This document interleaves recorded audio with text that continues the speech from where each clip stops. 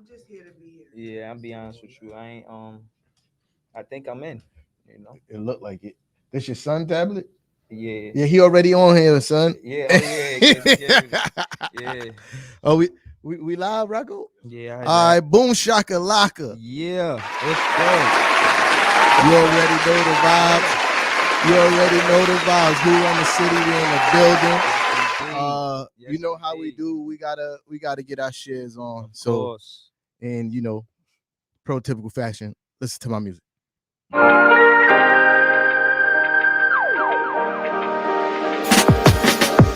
The thrill of victory comes with the agony of defeat. This life ain't for everybody. You don't know what it cost me, but no pressure. No pressure. I was made for this life. No diamonds. Made for this life. No diamonds. No pressure. No diamonds. If you say I'm taking L's, you must mean lessons. And after every struggle, I receive blessings. You never catch me folded when God's testing. Cause I'm blessing highly favored, picture me stressing. I break rules, grind hard and pay dues.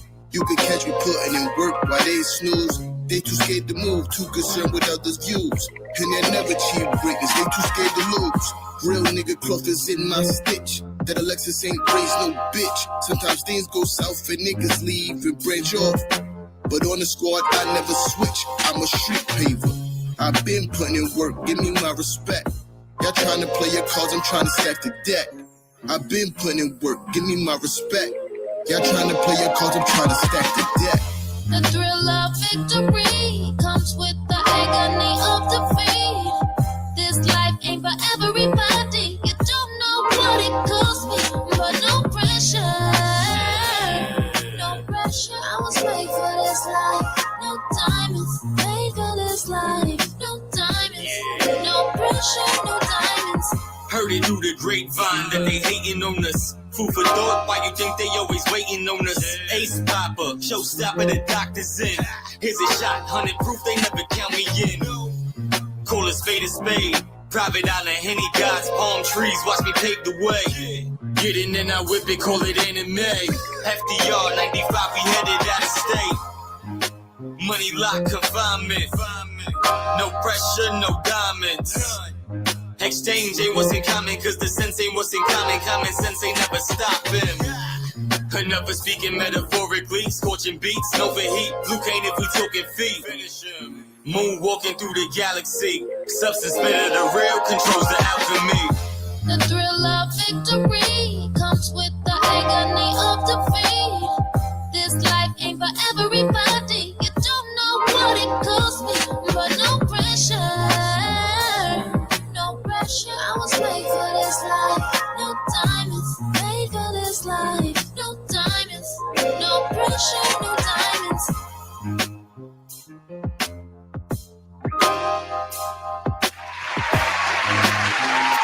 You already know we in the building. It's the mother and cook culture. You heard? Cook culture, man. What you know about it? Slick talk, soft talk, all with integrity. Huh? No Yeah, disrespect. Talk your shit, man. Huh? All slick talk. Again, me and T Time in our spare time, we could give out tutorials on how to slick talk and soft talk. Right there. All right, cool. Yeah. You know what I'm saying? We give one-on-ones on how to slick talk and source talk. You know what I'm saying? That means no SMDs, no disrespect, no talking about people mamas, and no pretty much taking away the fun and integrity out of slick talk. So that's the cook culture. And again, we got tutorials, one-on-one tutorials. If you don't know how to slick talk, you can learn here. If it's a Nick fan, I charge $99. If it's a net fan, it's all free. Yo, listen, man. One thing that we don't agree on much. But the one thing that we agree on is, y'all dudes got to stop getting emotional and telling other grown men to SMD. That's not what we're doing on neither one of our pages.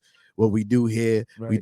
we debate sports, and that's it, bro. Like, if you can't take a joke or you losing in the argument, bro, then and you can't take a joke, man, then exit yourself from the page. Yeah. You feel me? Or from the pages, you feel me? But what we not going to do is disrespect other people. You feel me? Yeah, and to add to that, before we get into it, I just want to say, listen, realistically, y'all got to pay attention to what's going on. Me and T-Time and you guys are starting a culture that's new, where it's a lot of slick talk.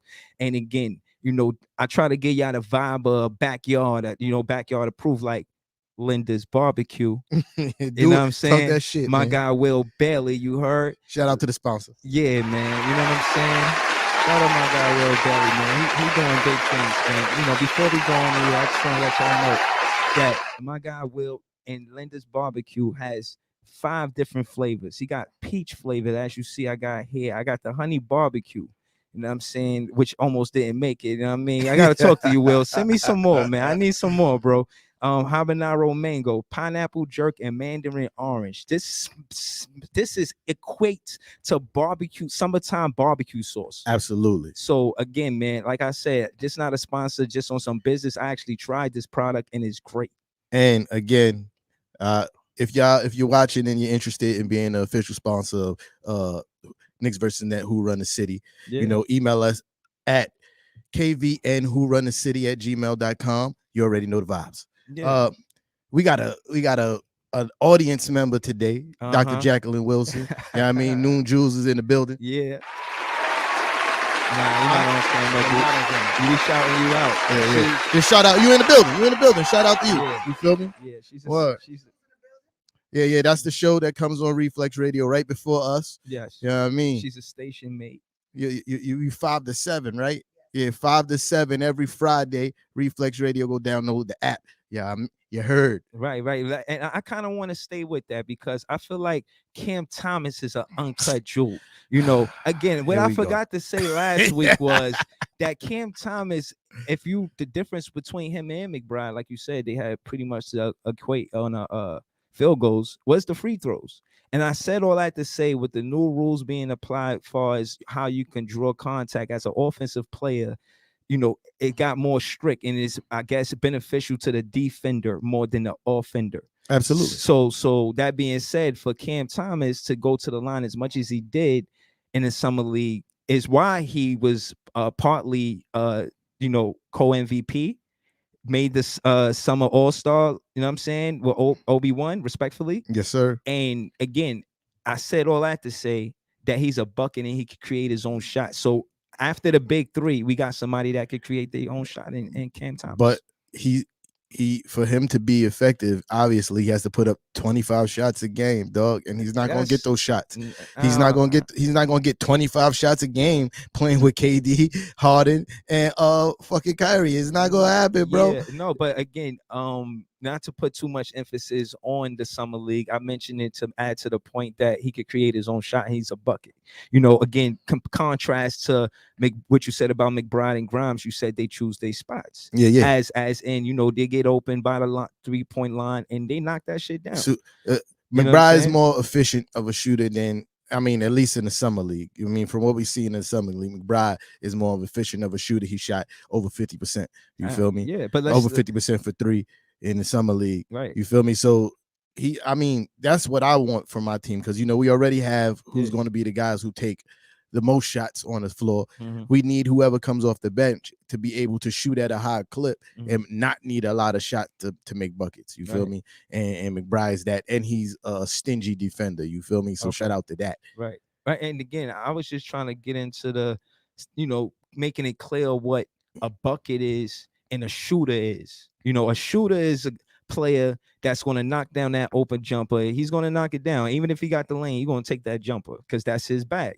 A scorer is more like a DeRozan. You understand what I'm saying? Somebody that's crafty, that got a mid-range game. Shooters, when you think about them now after I would call it the Curry Clay era, you think about them behind the arc when you mention the word shooter. And again, I think a scorer or a bucket is more of appropriate for making a distinct difference, because again, to be able to go to the line and that's a plus. Like, everybody can't do that. You actually go to the line. They show Harden, his stat was he led the league in 3-pointer fouls. Like, he got fouled by the 3-pointer the most. In second place, it was a gap. You know what I'm saying? So I'm saying that to say he know how to draw fouls. Yeah, that's usually with him kicking out his legs and we'll see, doing all the stuff that's no longer going to be called a foul. Right. You feel me? So yeah. So that's, again, like I said, we was talking about how the Knicks, they went out and got players that's buckets. And again, that's what I'm saying. get into the free throw line, we got to contribute that as a player that is a bucket. They know how to draw a foul. Is that respected or not? It is respected, but at the same time, that is to me, that was the best part of his game, was him getting to the foul line. Who, You Cam feel me? Thomas? Yeah. Okay. That was the best part of his game, Yeah. because obviously he didn't shoot very well from mid-range or three. He turned over the ball quite a lot. He almost averaged 5 turnovers a game.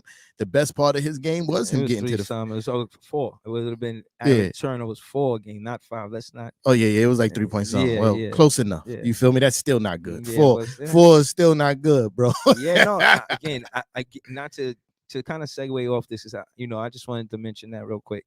I still feel like those stats are true because they gave him the green light. They said and the biggest stat is the minutes that he played. He played with both units. And again, I say that all to say, shout out to Kev Rodriguez. He put up a list and kind of put players in contrast, and but I'm not going to get into the list right now. I'm just saying shout out to him. But I said that to say a guy like Patty Mills, he's on our team, but he's more of a facilitator or a shooter. You don't look at him as somebody that's a bucket. You feel what I'm saying? Yeah. And I'm saying, a lot of the pieces that we felt like we was trying to assemble for the championship team last season, we tweaked it a little bit. Now I'm saying we working with it. Like we feel like y'all still missing we got a few pieces. We almost there. I feel like y'all still missing the most important piece to me, which is a guy who's going to be your defensive anchor in the paint. You feel me? Like, and a rebounder. You feel me? Because I still feel like the teams that you won't have to worry about again going into the playoffs and maybe the finals, they all have a really big front court. You feel me? Like, yeah, like you Milwaukee, their front court is big. Pause. Same thing with Philly, and the same thing with the Lakers. Yeah. You feel me? And that's that to me, that's the biggest glaring weakness on your team. We all know that the Brooklyn Nets gonna score on anybody. You feel me, when they healthy. But can you get the second chance buckets? Yeah. Can you stop guys from having a parade to the bucket? You feel me? Like, and as the lineup is right now, I don't think so. I mean, you would say that, but again, the reason why I disagree, not because I'm a Net fan, but because one of the errors to get to the paint that we failed on was the pick and roll. And, just doing this and like really seeing what happened, like, I think that's what we focus on. We want to give the ball a harder time to get to the paint in the first place. You know what I'm saying? We got defenders that's better on a pick and roll in the James Johnson or Bembry or Javon Carter. These are players that want to their reputation in the NBA is because of their defense. James Johnson, he's known as a force. He does karate in his spare time. I mean, this guy, he kicks ass, like for real. James Johnson, though he is an enforcer, he's not known as being a lockdown defender. Right. He's good. Like, he's a good defender. I'm not saying that he's a trash defender, but I don't know if his defensive impact is that good. Like, and me? Like, another thing to add to what I was trying to say, I was trying to get into how I feel like the offense last year, what beat us a lot of times was the transition baskets. When you look at the Brooklyn Milwaukee series, they beat us a lot down the floor. And like, far as they scored a lot of those points more than set up play points. Their set up play was give the ball to Giannis. Yeah. You know what I'm saying? So I mean, Milwaukee does that to everybody. That's right, but that's what I'm saying. When we got when guys you have that somebody can run. like Giannis, like that's his bread and butter, getting in transition, right? And he's unstoppable in transition. So yeah, that wasn't just y'all. That wasn't like that was a glaring error on y'all, and that's just what they do to people. Yeah, you feel me? I feel you. I feel like these players that I mentioned, Bembry, James Johnson, and Javon Carter, and again Bruce Brown. You know what I'm saying, Nick Claxton to mention him as well. They're good on transition defense, which is important to say because you don't want to give up free baskets. Yeah. And I think, and when there's plays drawn up, coach for coach, Nash is going to surprisingly have the advantage. And I say that because of the two steals in Cam Thomas and Sharp. Again, you only know this because you sit next to me on this show. Otherwise, Net fans are savvy to this. Everybody knows that's a Net fan that we got two steals. And again, if Nash had any success, like you said, he's not a champion. But if he had any success, it's because he knows the 1-5 game. He knows the 1-4 game. He knows how to play with a big man, maybe Stouty, for example.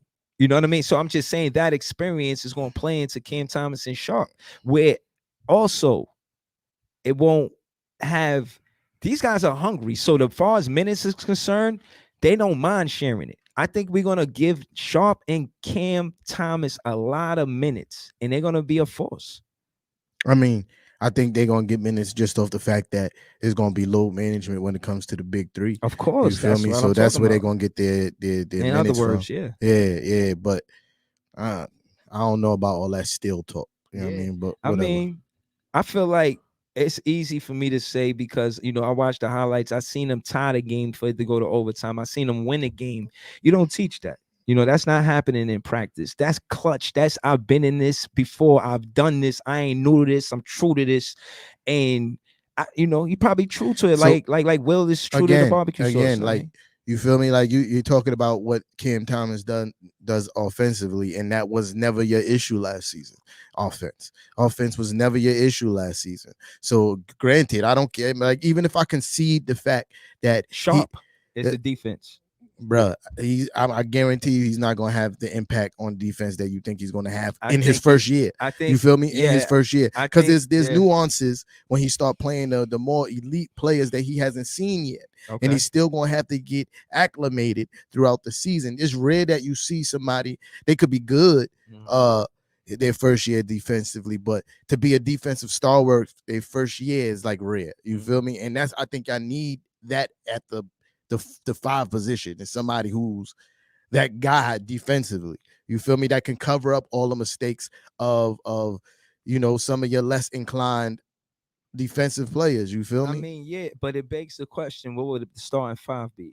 I feel like I would want, if you're asking me, I would want Sharp at 1. I mean, at 5. I want Sharp at 5. I want Griffin at 4 for experience, because he got experience. You need him next to Sharp.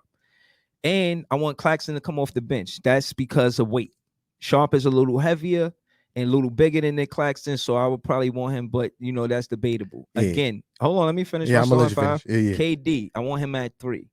And I want Kyrie at 2, and I want Patty Mills at 1.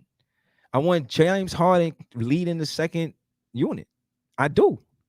Facts. That would be my starting lineup. Yo, listen, man. I'm about to give you some game, man. I shouldn't even be doing this, man. Yo, man. I shouldn't even be doing this for the Brooklyn Nets. I don't see how you could be giving me game, yeah, because that starting 5 is not it, bro. That starting 5 is not it. If the answer is on defense, it is. Absolutely. Even Javon Carter. Absolutely, you start Nick Clax at 5. You feel me? I think KD with that unit, his best position would be the 4. You feel me? Because he's gonna create hell of a matchup, and you know why you put him at 4? You will force everybody else to play small against you, which you need. You feel me? Because KD, there's no big 4 pause that can guard KD, right? You feel me? So that's why you put him at the 4. You feel me? Who would be at 3? I don't even know who would be at 3, but bro, leave it to me, bro. But trust me. Kyrie at the 2. James Harden at the 1. Are you serious, bro? You don't bring serious, you don't bring James Harden off the bench. Okay, that is the most ridiculous thing I've ever heard in my life. Listen, on 11:30, James Harden coming off the bench. 11:30 at the Barclays, if there's a starting lineup between the Brooklyn Nets and the New York Knicks, I want to see versus the Knicks. If their center is Nerlens Noel, I want Mitch my Rob center, probably gonna start. If it's Mitch Rob, I want Sharp to start. The reason why I don't want, and this is game, you know what I mean, that I give Nets fans on my page, for what I'm saying. Again, if we discussing this, all started from you saying that we addressing what we miss, and I'm saying is defense. I'm saying the impact that you think that we won't have, we will have. I think he's going to pick up where Jared Allen left off. He's going to be not as good, but a large part of what he did is going to Sharp is going to take care of that. And the reason why I'm saying that is we don't want, as Nets fans, KD to be primary defender. He shouldn't be the main big guy. He should to help defense. He's coming over, doubling and with his long arms, like, you know what I'm saying, trying to deflect the pass. We need KD to be the secondary defender, and we need a primary defender, and that's why I chose Sharp over Nick Claxton. Now, I didn't argue it because when the stats showed, they said we first rank when Nick Claxton plays. So yeah, he could play one and let him be the primary defender. I mean, one, not one, but 5. Yeah, I know. Let him be the primary defender. Put KD at 4. Okay, let's talk about it. I never said KD should have been the primary defender. No, but that's the significance of him not being the 4. Again, that doesn't make him, because he's the 4, that doesn't make him the primary defender. Like, no, what? but what I'm saying is last season, these are the adjustments we discussing. Last season, he was the primary defender. You know, he got dunked on mad times, but he blocked shit too. Like I seen him grab mad balls. This mad time KD had wild doubles, and it's because of rebounds, because he's a presence down in the paint. But I'm saying I still feel like he should be the secondary guy on defense. He was never the first guy on defense. For me, After I never Jared, seen. I never seen left after 12 games. I've never bro. seen him guard it. Like he rarely guards the best person, the best offensive person. You feel me? He rarely guards. So when he got dunked on, that was more him coming over and help defense situations and things like that. Hustling. I don't remember in my memory him guarding the best guy night to night. You know, like that's. To me, that's what the primary defender is. Right, you feel me? Like for instance, on my team last season, the primary defender was a Reggie Bullock. He guarded the best wing guy every night. You feel me? So KD wasn't that. I'm saying KD should start at the 4 because it forces teams to play smaller against a team that has trouble against, bigger front courts. You feel me? Because there's no 4 that's KD size that could check him. They don't have the quickness. You feel me? They don't have the quickness. So they're going to have to put somebody smaller on him because KD going to cook whoever his size is. You feel me? Unless it's Giannis. Like Giannis got the best shot at somebody as his height at guarding KD. But nobody could really stop KD. So that's one thing. Yeah. But yeah.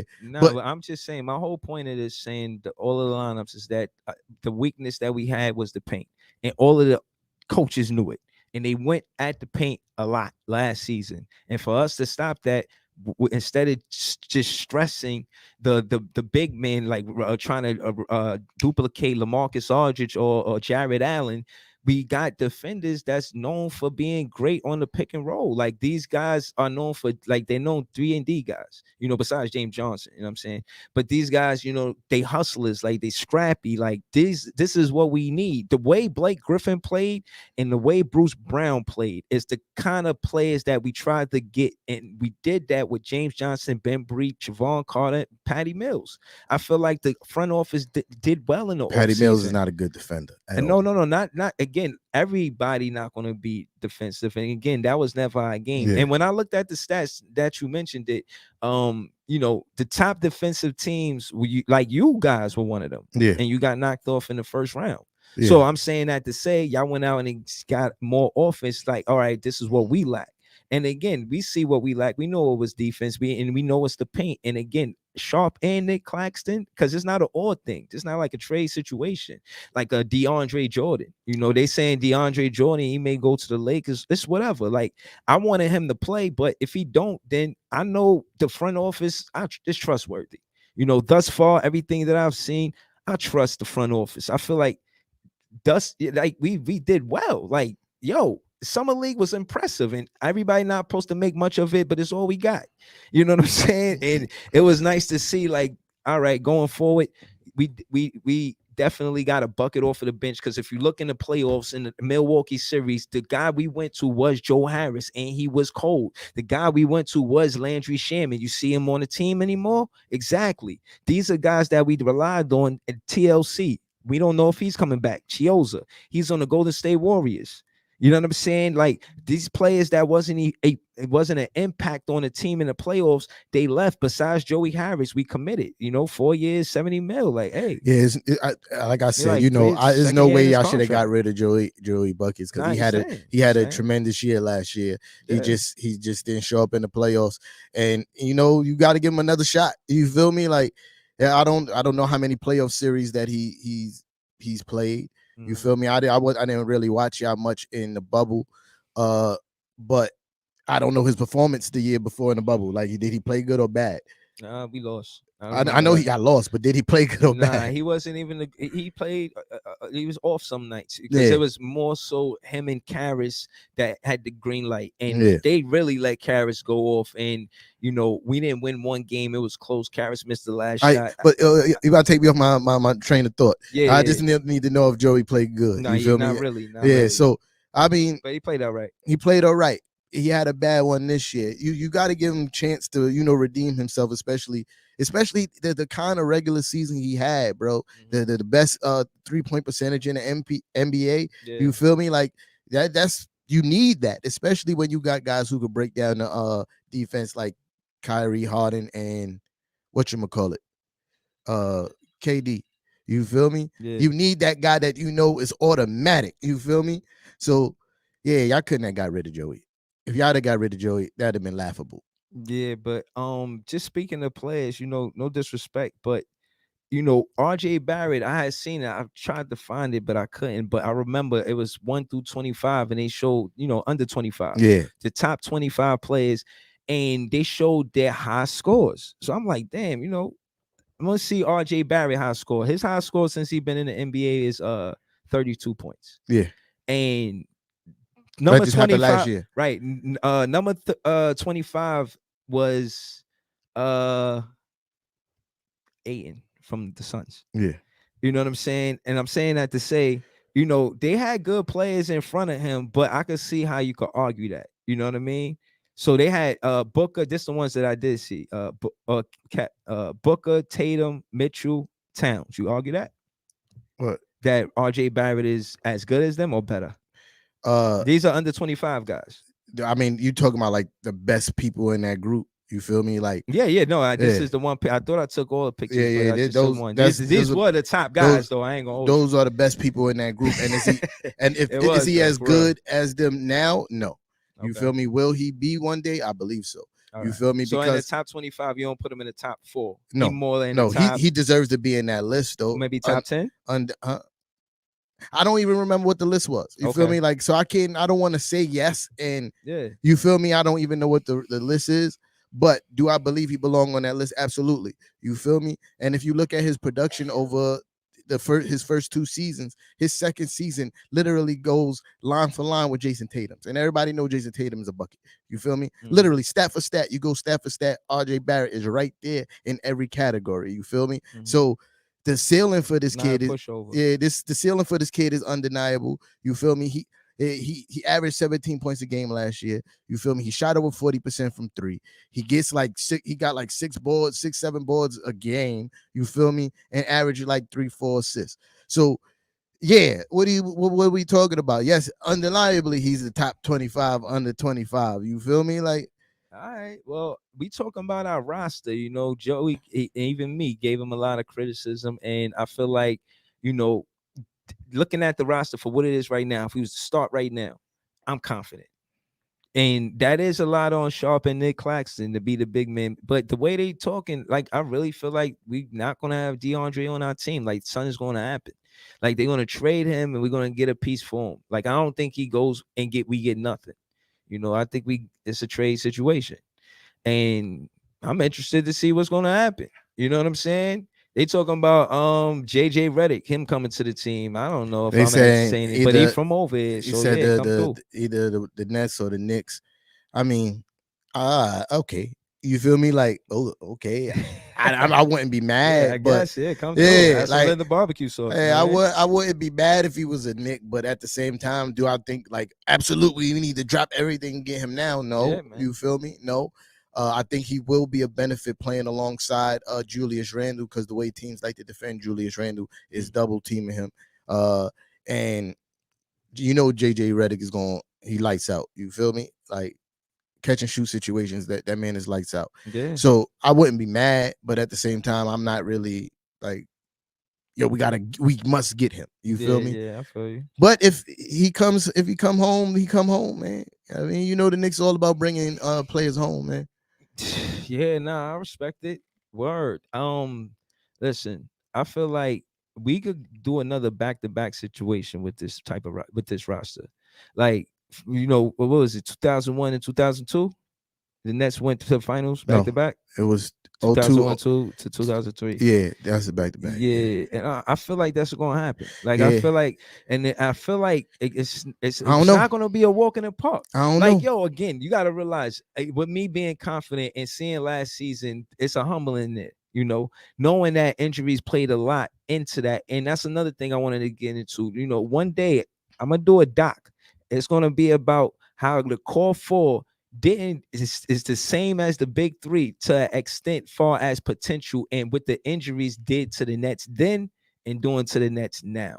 And this is part of the reason why you got KD, if you ask me, going the extra mile, doing stuff like getting into research of medical marijuana. You know what I'm saying? Get, like, for real, like, yo, you He could doing that spark up because and he a feel better. You pothead know what on I'm the saying? off seasons, man. Like, nah, man, you gotta realize, like, again, Sha'Carri Richardson, everybody wants to frown on marijuana, but it has medicinal purposes. And This is again, facts. I think people need to take a closer glance at Mary Jane. I'm not a smoker, but I agree.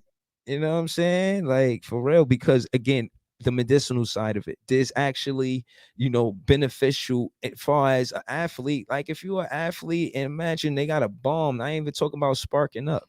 Like, they got a bomb you could just rub on. Know what I mean, shit is Yeah. good money. Like, so again, everything ain't about sparking. It's medicinal. And I'm saying all that to say, like I said prior to, before any transactions or trades or anything went down, we changed the guy who is in charge of taking care of the health of the players and the athletes, man. Yeah, It's that's imperative. that's one thing too, but it's also about how players take care of themselves. You can have the best trainer in the world. Mhm. If the players ain't really taking care of themselves, Yeah. you feel me? Then No, totally. that plays the biggest part. But Totally. it is smart of an organization to know that, like, for the last 4 years, y'all been dealing with major injuries to major key players on your team. Yeah, that guy got to go. You feel me? Like, that guy got to go. Yeah, like, and that's the thing. I feel like when I seen the guy come and speak after KD got injured when he was playing with Golden State, and he seemed real apologetic, and because he the one who cleared them to play, right? And I'm saying that to say, him going from Golden State to the Brooklyn Nets, we always were mindful of that. Everybody was very attentive to the injury and nursing it the right way. Nobody wants to see a great player rush back. And again, like, we lost, but to see KD play like that, it just make us feel like I'm glad he was healthy enough to do that. yeah. So again, that's part of the fanhood that I care about too. As in, yeah, we'll go again another. We'll try again another. And I'm saying, try again another day, another season. But he not injured. You know what I'm saying? So I feel good. And like you said, it's about self-care. And I seen Sean Marks make that. So he need to go get. More players need to find out what Derrick Rose did to his body. You feel me? Talk about it. Because if anybody had a turnaround season in as far as health, or seasons, because he's been healthy last year too. You feel me? Yeah. It's definitely Derrick Rose. I hope Kemba Walker start. What are you doing, bro? You feel me? Because I seen him working out with your boy. No, what's his name? He played for them. Noah. You talking about? Yeah. That's back to from Chicago days. You feel me? Yeah. And once a Knick, always a Knick. Even though Noah didn't really have a good career here as a Knick due to injuries. 7-footer. He was dealing with plantar fasciitis a lot. Yeah, that's a major injury, especially for centers. You feel me? Like, they don't really recover from that too well. You feel me? And he dealt with that a lot while he was here. And Derrick Rose was injured a lot when he was here too. Like, they was here at the same time, and they both was injured. You feel me? Yeah. But anyway, no, I kind of wanted to just clear the air because the season not here, and this the only chance I get.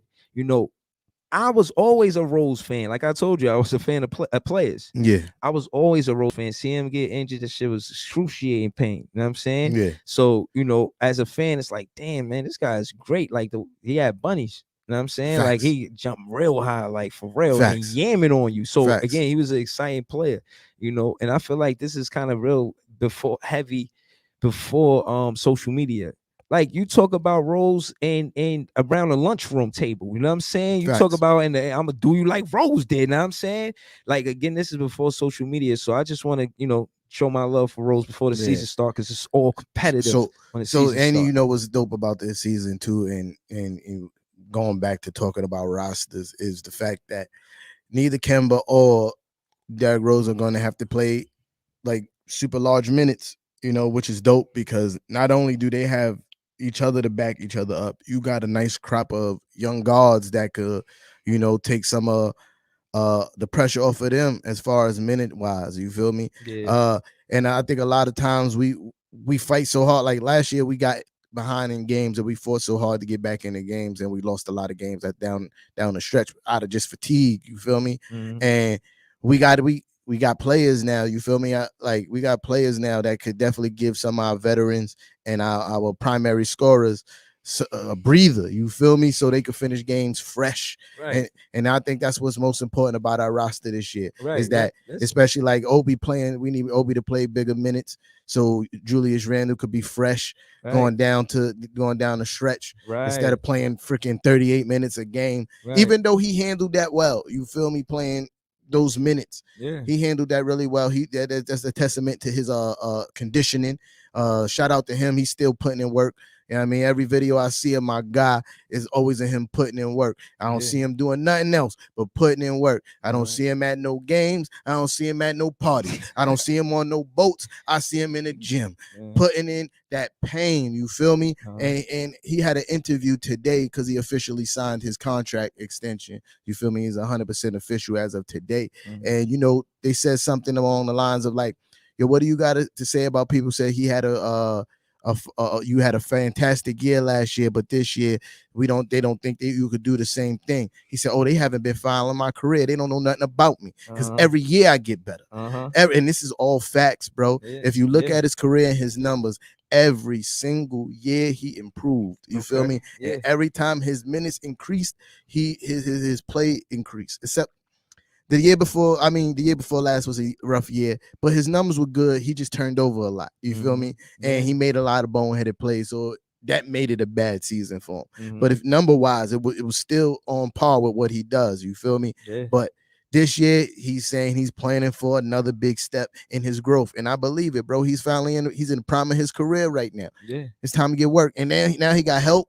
Y'all gonna learn. Y'all, everybody, everybody. Why you gotta do that? Like I was, cause this is what I do. What you talking about? All right. So look, respectfully, what I'm saying is, this is how. You good? This is how I know I touch y'all Knicks fan soul. Again, like you said, and I'm listening to you, bro. This is all feedback. I'm about to show you jewels, uncut jewels. I mean. Like she ain't even paying attention. Right. What kind of oil? He just threw like a little, you know what I mean? He slid uncut jewels in there, like little, and you just right. Right. Now look. Now peep game, right? This is to tell you how I got your back. Now peep game. I see you in the comments the other day, right? And dude, he like, yo, you think you know more than everybody because you got a platform, right? You remember that, right? Yeah. So you talking shit. And the truth is that, hey, we do our homework, bro. This is a fact. We research. We not just guys that have a platform. Y'all guys expect content from us. And again, like I said, like how I touch y'all Knicks fans soul. You said y'all would like, there's a lot of games y'all could have closed out, right? Yeah. Also, prior, watch all our podcasts to find out where he said this at.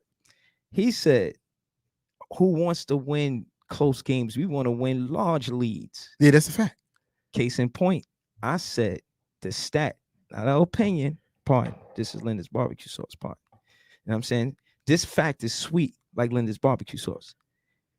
I said the stat is 27 clutch wins. I remember that. Yeah, I remember all that. So, no, that's my point. I'm not trying to go crazy, but that's my point. Those are still wins. Whether they by 1 or 2 points, you want to pull those. Hold on. Let me rewind. Let me say this the right way. You know what I'm saying? You want to win those games.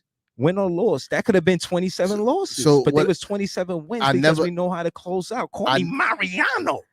Okay, again, I didn't say that you don't want to win those games. What I'm saying is this, like the stat to me is like, yes, you're supposed to win close games, but they shouldn't be close in the first place. You feel me? Here we go with I'm about to cook. Oh shit. Go ahead. Yeah. Anyway, what I'm saying is you don't want the games to be close in the first place. You feel me? I would rather win large leads than having to pull out games in a clutch. You feel me? So what happens?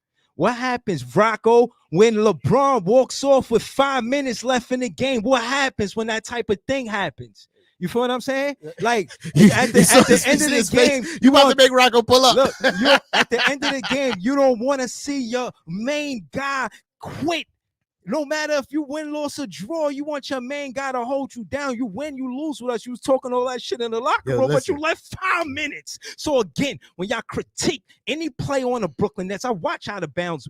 When you on highs. Let's pretend like I'm not some guy just, oh yeah, I'm your station mate. Now I watch the show, I'm a fan as well. So I see the content you put about the Brooklyn Nets. So again, ain't a taco left when it come down to what's going on in LA as far as cap space. So don't you dare say anything about cap space. I mean, I'm not a Lakers fan, but you know what I'm saying? You know, Melo's on the team.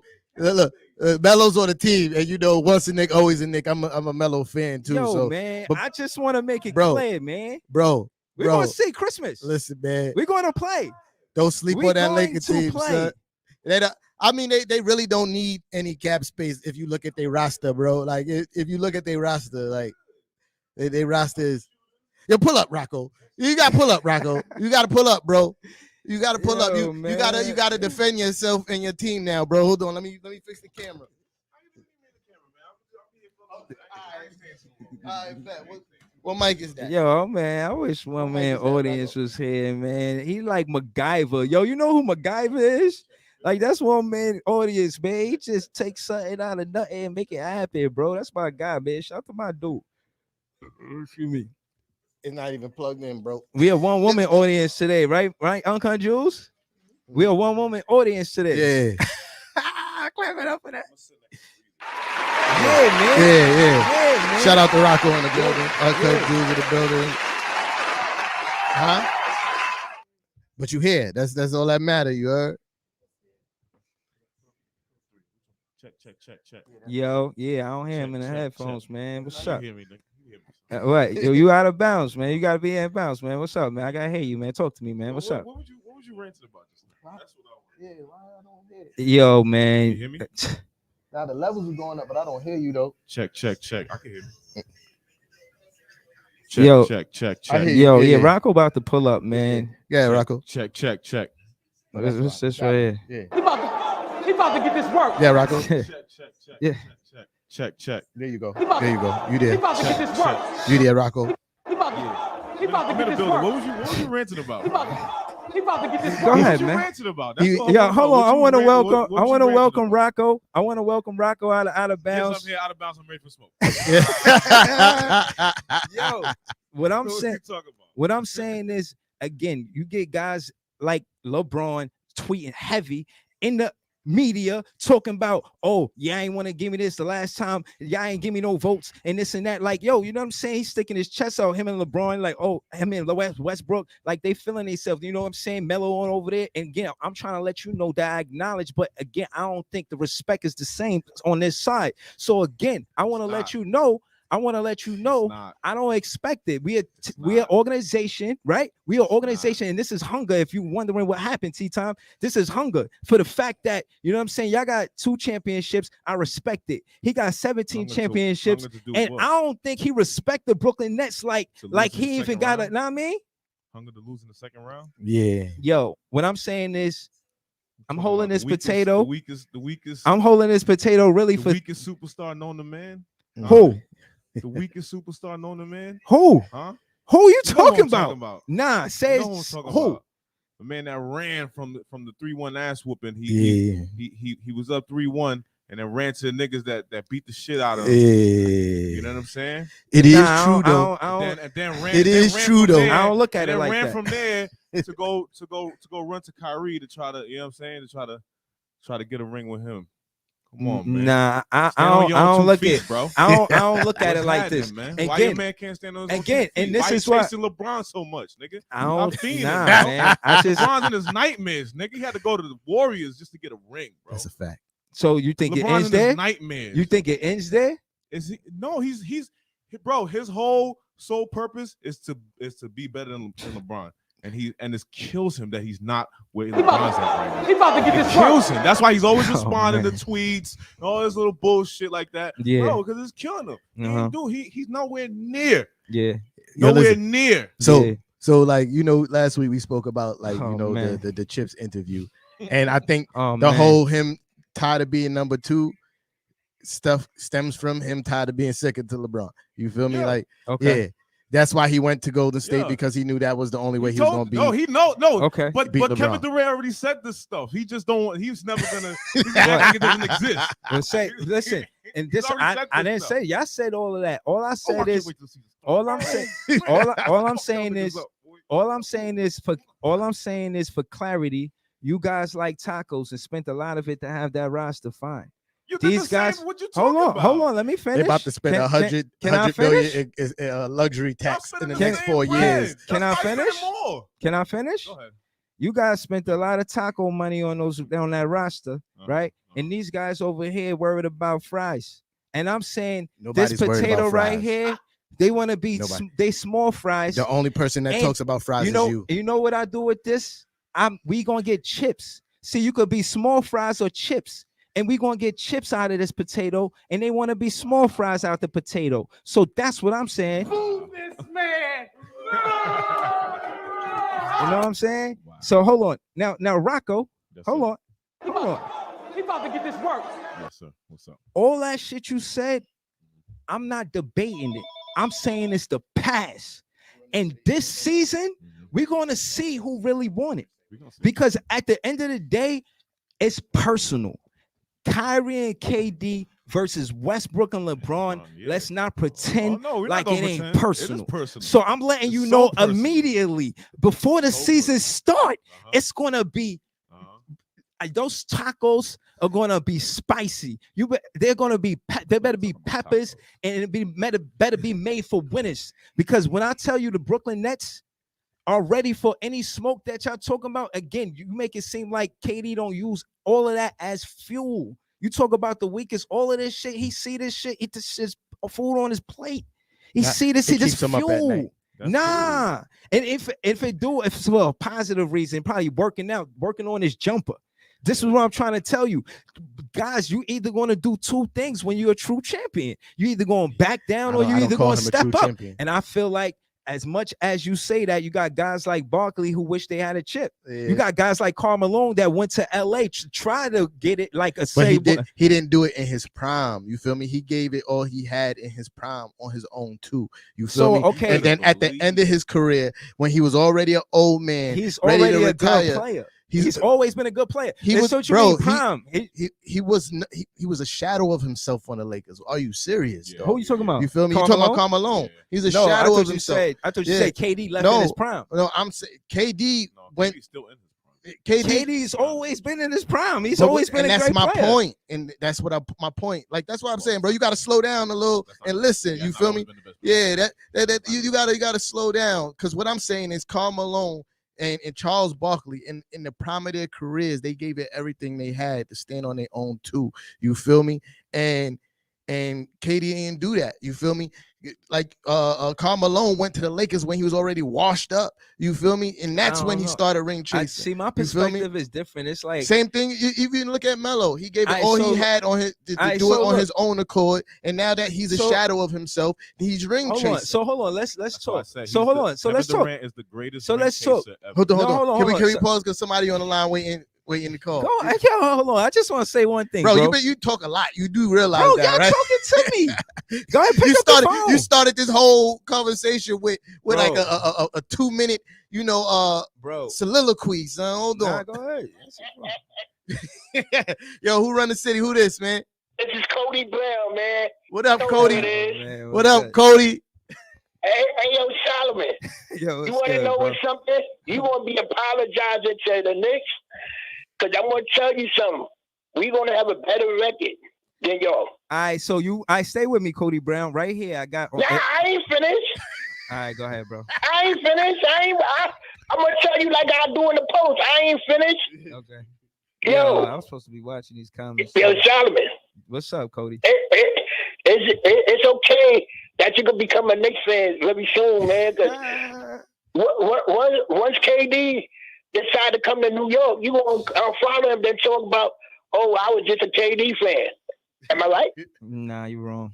You way off, Yeah, bro. Solomon, come on, my nigga. You always say that. I'm gonna be honest with you, bro. And this is why I love callers like you, because the truth come out, bro. Like, look. Hold on. All right. I'm gonna let you finish, but yo, Cody, thanks for calling. He gonna answer what you said, but we're gonna leave some space for some other. All right, love y'all, man. Yeah, appreciate you, Keep Cody. doing your thing, bro. I ain't even Appreciate finished you. Thank talking. you. Shout out to Cody Brown, man. That's his first time he called up. Yeah, fact. You know what I'm saying? All right, yeah, answer what he was saying. Good shit. Yeah. Hold on. Cody Brown, right? Yeah. What you say? I'm gonna be a Knicks fan? He said something. He said something I don't agree with. He said that we're gonna have a better record than y'all. He said, Yeah. that two things. Let me unpack that. All right, first, the record for they say y'all gonna have 42 wins. Second, he questioned my fanhood about KD. Yeah. When the Brooklyn Nets got here, I'm looking at the record now. They first season was 49 wins, second season 44 wins, third season 38 wins, fourth season 21 wins, 20 wins, 28 wins, 42, 45 then 42, 35, 48 then last season, then we waiting for next season. All of those seasons I was a fan, bro. And KD got here a few years ago. So I hope that answers your question, because all y'all calls, we want to answer all of them. You know what I mean? Shout out to Cody, first time caller. Word. I hope I answered this question. Yeah, you did. And the only reason I was trying to get to Rocco and say I will, in contrast, put KD to Vince Carter because of the expansion team.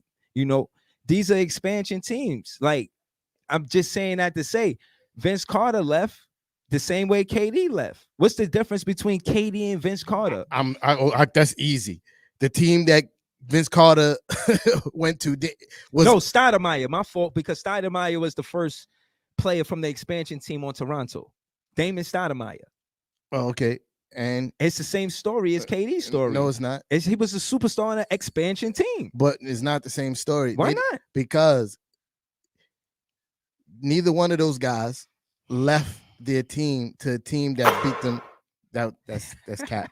But anyway, neither one of those guys left the team that they was on that been to a finals before. Yeah. One that had the defending champs down 3-1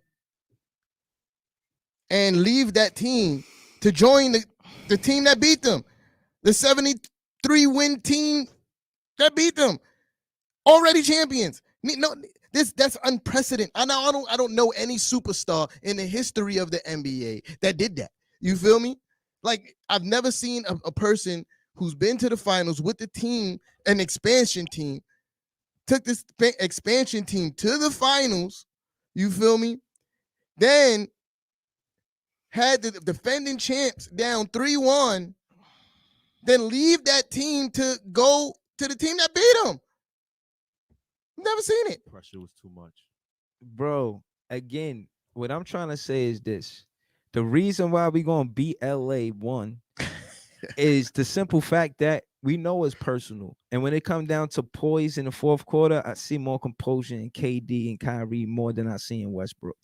And I think this story, even though it may be personal between those four players, more of this story is what AD is going to do and who he. You do know LeBron James is on that team too, right? Okay. What you mean? I mentioned LeBron. I know I said it's personal. But you said is more composure in Kyrie and put LeBron James is on that team. I think KD got more composure in the fourth quarter. Maybe then who? LeBron is close. I don't know. LeBron is pretty good, man. I'm not gonna lie. Pretty good.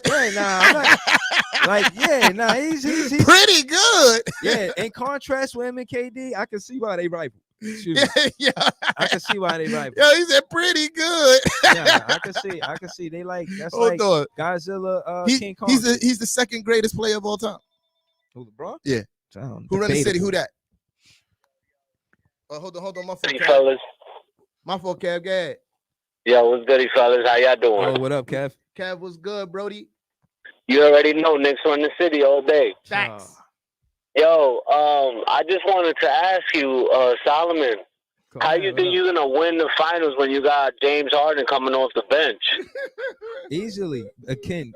If y'all I mean, gonna, you know, hold on, y'all because got, I'm y'all, really what I'm still saying stuck is, on you. what Say I'm I'm saying- really stuck on you saying that. Like, I Alright, can't believe you just said that, bro. what I'm saying is more in the dynamic of him being able to play with both units. Regardless, it's interchangeable. He could start or not start, but if he didn't start, like I said, he will be with the more of the offense and facilitating the offense. Or we can have Patty Mills do that and have him start.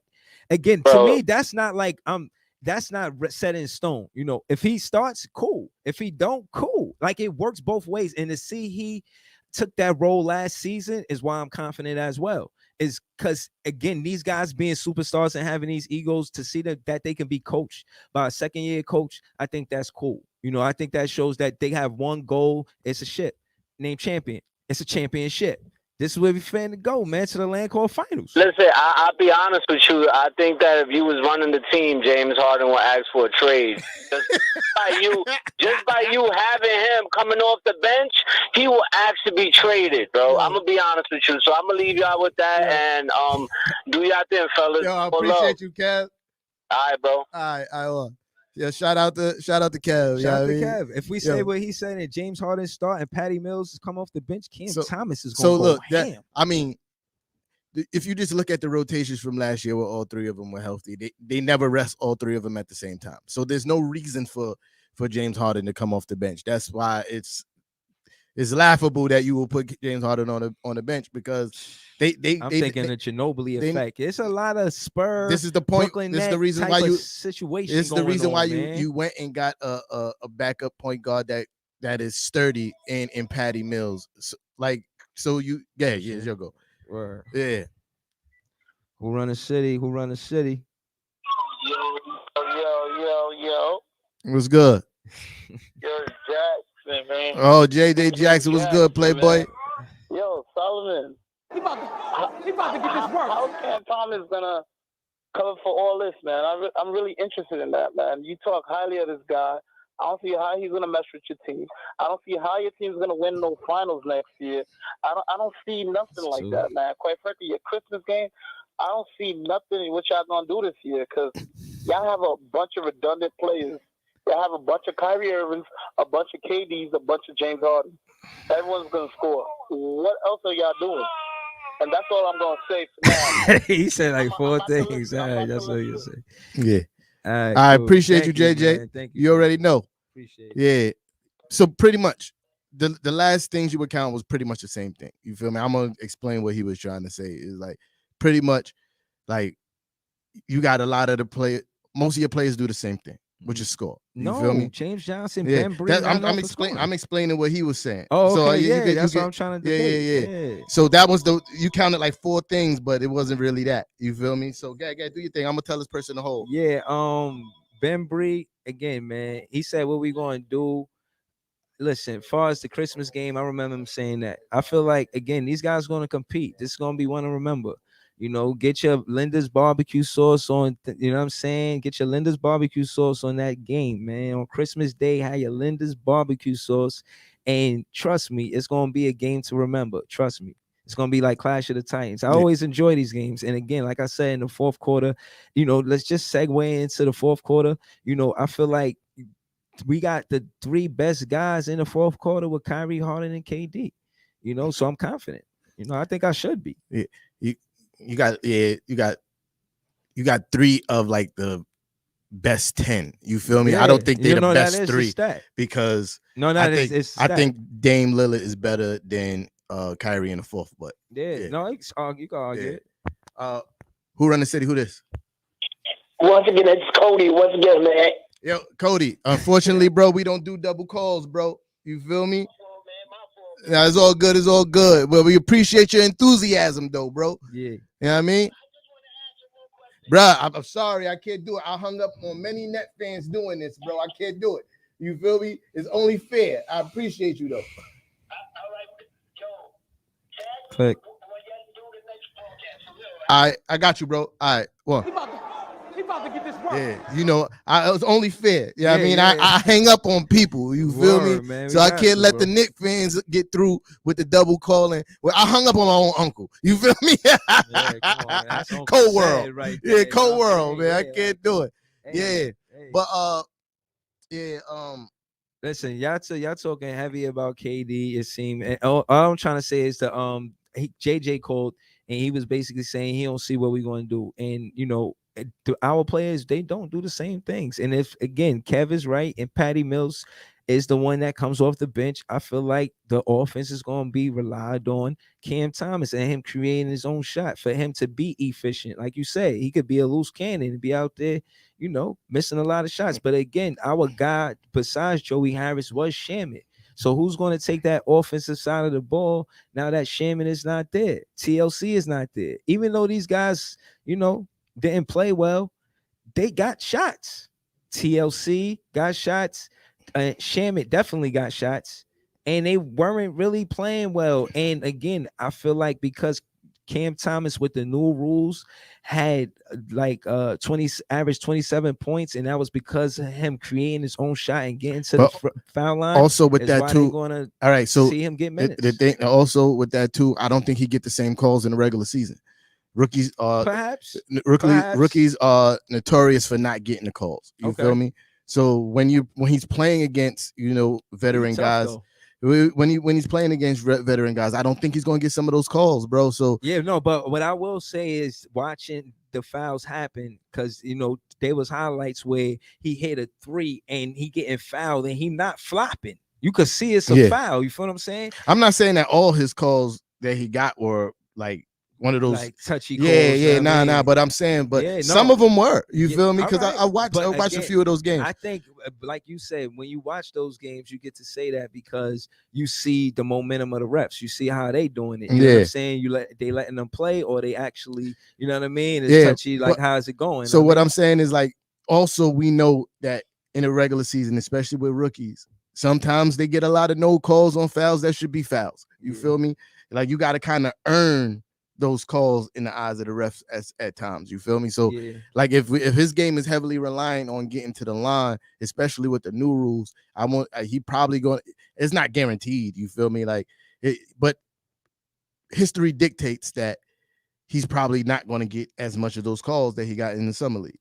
You feel me? Because but like I watched RJ Barrett rookie year, and they used to let people beat RJ Barrett up, and he wasn't getting no calls. That's because he was a rookie. Like again, what I'm saying is the highlights wasn't him at the free throw line. He's knocking these shots down.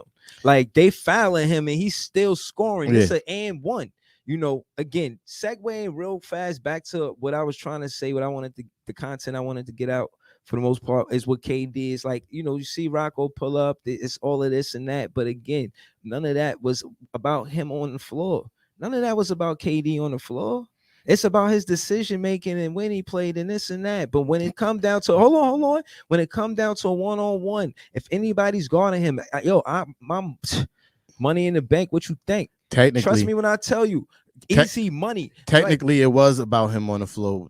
We spoke about him being down 3-1. I mean, being up 3-1 to the that's about him being on the floor. Again, most of it, what I'm saying is I said all that because of the Christmas game and presently how I feel confident and why we're going to beat them. Because I feel like, again, that's just personal stuff. They're going to be stuck in the past. You know what I mean? They, you know, again, listen. All we care about is winning. Y'all could keep the tacos because we going to LA. So we'll go to LA, keep all your tacos. We don't need no taco love. Ain't gotta be no Taco Tuesdays and none of that. We're gonna pull up, we're gonna get the win and then see you later. You know what I'm saying? That's it. You know what I'm saying? So, you know, Merry Christmas. You know what I'm saying? Like you know what I mean? I'm going to definitely be watching that game because who's not? You feel me? Who's not going to be watching that game? What, I'm out of bounds? But did I say something that was out of bounds? But what's up, Rocco? I definitely, me personally, it's not just because it's the Nets. I do have the Lakers winning that game though. Shout out to your Knicks fan that I asked to pull up, Jay Fluky. You know what I'm saying? Yeah. He's somewhere. You know what I mean? He in Texas. He on vacation. That's inconvenient. But he's in vacation. But he's in the chat room though. Shout out to my brother Fluke. He in the comments. You feel me? Man. Like, so you see what kind of atmosphere this is. You pull up, don't think I mean, that's the warmest welcome that can happen. You know what I'm saying? Hopefully, cause He about to get this work. The only person on this show that Know what get I mean? work consistently is you. Yo, You listen, pull out, man. you pull out your food items. My man went grocery shopping before. My man went grocery shopping before the show and bought a potato. Yo, You man, feel me? I got a potato. I got Linda barbecue sauce. I'm winning right now. The only person that be worried about French fries and food is you, because you're the only person that be mentioning it. You feel me? The only thing I mention is hard work that my team is putting in the off season. All right, so you hold feel me? on. So, I did see some highlights of RJ Barrett. I forgot what league he was playing in, but it was a star-studded league. He was playing against the likes of Bradley Beal, Trae Young. Yeah, it was quite a few stars. You know what I mean? Yeah, he was playing Chainz again. Yeah, it was quite a few stars, and he was looking good. You feel me? He was looking good. Yeah, I mean, I can't wait again. Just like the same way I said earlier about Julius Randle improving every year. Last year was a big jump for RJ Barrett's development, and I believe he's going to continue to develop. You know, he got some reps in with his national team, even though they didn't make the Olympics. Canada. You feel me? Yeah, he got some reps in with them. He ain't stopped playing basketball. He's in this league right now, still putting in the work. And you know what's really dope about my team? You feel me? All of them are gym rats. All the young guys are gym rats. You feel me? You already heard the stories last year of them having to close the gym so they could get some rest. You feel me? Yeah, and that's what you want from your young players. You feel me? You only get better by putting in the work. You feel me? You can have all the talent in the world. You don't put in the work, you're not going to get better. And that's what my guys do. And we was talking about, you know, summer league earlier, and speaking and it coincides with putting in the work. You can see the work that Emmanuel quickly put in the off season so far. You know, he was practicing his that spot. He was practicing. He see him go get Kemba Walker. He said, hold up. He was practicing his logo 3-point shot. That's why his field goal numbers was looking kind of wacky. But the most impressive thing to me, and which was the most important thing to me, and watching him play in the summer league, was his assist numbers. And the man averaged 8 assists a game in the summer league. You feel me? And even though he's coming off the bench probably as the 2 alongside of Derrick Rose, you still want him to be able to make plays and be a playmaker for other guys on the court, especially if he's going to be on the court with the likes of Obi-Wan. You feel me? Obi-Wan needs guards there who can make plays. You feel me? Yeah. His bread and butter is attacking the basket and using his athleticism. Yeah. But you have to have playmakers around him. So yeah, my guys is ready, man. All right, but let's get to the nitty-gritty, because you know we did a lot about rosters, but the elephant in the room to me is the coaches. Now, Tommy T. I don't know what elephant in the room it is. Tommy T is the better coach. Absolutely, all right. day in America. Right. Tommy T. He throws Frank in front of Trae Young. Why? Because I get the thought process behind it. It's the last shot. You want a guy who's 6'6" with really long arms to try to impede Trae Young's way. But he is. That matters. But it does matter. But at the same time, Coach Tommy T believes in staying ready. You feel me? It's staying ready. This guy been playing all game, giving y'all work. Yeah. I'm saying I get the thought process behind it. Right. I wasn't really trying to get into that. Like, I was just saying that to say, same with Nash. It's going to be, regardless of the roster, you can see coaches, it's the decision makers that, listen, Milwaukee got a lot of flack. That coach got a lot of flack about not being a good coach, but they won it. From me too. So there got to be some type of respect for him. You know what I'm saying? Oh yeah, they re-signed him. 3 years, right? Absolutely, all day in America. Yeah. Listen, man, I admit when I'm wrong. He coached that team, but I think he did a poor job coaching against y'all, and I remain. That's remaining against me. Yo, man. I mean, once James Harden went down, the fact that they almost never double team KD to get the ball out of his hand and make somebody else a scorer was ridiculous to me. No. You feel me? That was the point. See, this is where they gave him the 3 years, because they say, listen, don't try to stop KD. He's gonna do that. If nobody else does it, hence Joey Harris. Cold. When we won games, the Brooklyn Nets would start with Joey Harris first. When you look at the first possessions, I do this on my page. You tune in. Listen, we get a ball to Joey. Joey buckets. He warm it up. The team's taking the timeout because Joey hot. Once we start like that, it's a wrap. Statistically, you look at the stats when we start in the first quarter. I told you that. No, Yeah, okay, remember so, last season I told you that. I said, right. yo, one of the keys to try to stop the Nets is not let Joey Bucket score 20 points. Right. I said all that to say the coaching and the Bucks, let KD do whatever. So it was good coaching. He got a lot of critique. And again, I only said all that to say respectfully to Tommy T, he make mistakes. Nash, he made mistakes too, right? But I expect Nash to play more of his roster. That was, I feel like, his biggest mistake. I don't think you could equate the two. You feel me? What you mean, Nash and Tommy T? Yeah. I'm not going to debate that. It's like, yo, I'm saying, no. I'm like saying Nash that, coached. I'm saying that both in the playoffs, if we just discuss in the playoffs, I'm just talking about what I didn't like in the playoffs because, that's most recent.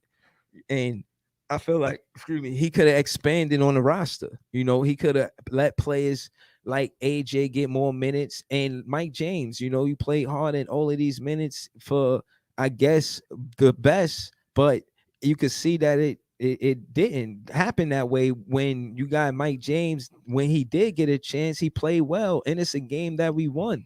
I think shying away from Mike James is part of the reason why the Bucks got that series. I definitely needed a second scorer. Definitely, absolutely. James Harden wasn't it, but also you still had to stay honest with James Harden. You know that he's not 100% himself, but at the same time, you can't not pay him attention. You feel me? Because even as hurt as he was open, he had some moments where he was like, "Uh-oh." Yeah. Like, all right, if he start heating up, it's gonna be a real problem. Yeah. But nah, I don't like that. As a coach, again, I get him being a rookie coach and just going to your superstars. Cause again, I'm a man and I know love when I see it. And when Nash hugged KD after that game, that was just pure basketball love right there. You know what I'm saying? Yeah, that was thank you for saving me. So, I respect Steve Nash, you know what I'm saying? Because, but at the end of the day, this is what I was telling you about all season about Steve Nash being a rookie coach. And we had a many argument on this show when I was telling you Steve Nash being a rookie coach is going to come back to bite y'all at some point in the postseason. And lo and behold, that's exactly what happened. You feel me? Like, yeah. I think I agree. Like you have other scorers on your bench, even though they may not be proven, but this is how they become proven. You feel me? Like in moments like this, especially if you said Mike James had a good game and y'all won, like he definitely should have. You needed the scorer. You feel me? Bruce Brown wasn't it. Like once they figured out Bruce Brown game, you feel me? Especially on the offensive end, he became really ineffective and a liability for y'all offensively. You feel me? Like, and I don't even think he had that great, like the later half of the series. I don't even think he was doing that great of a good job defensively either.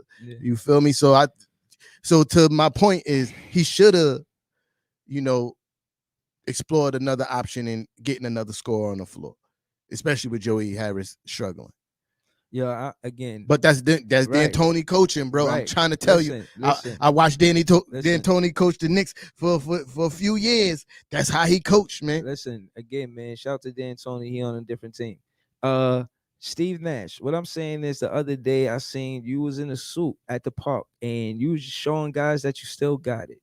And I'm saying I need you to look down the bench and see that in your roster, see that in your players. Look at the guys you're coaching. Look at down there and say, yo, that guy, he got it, man. Let me give him a chance. Give these guys that's hungry. AJ, he was in the G League. Give him some minutes, man. He's hungry. He wants to play.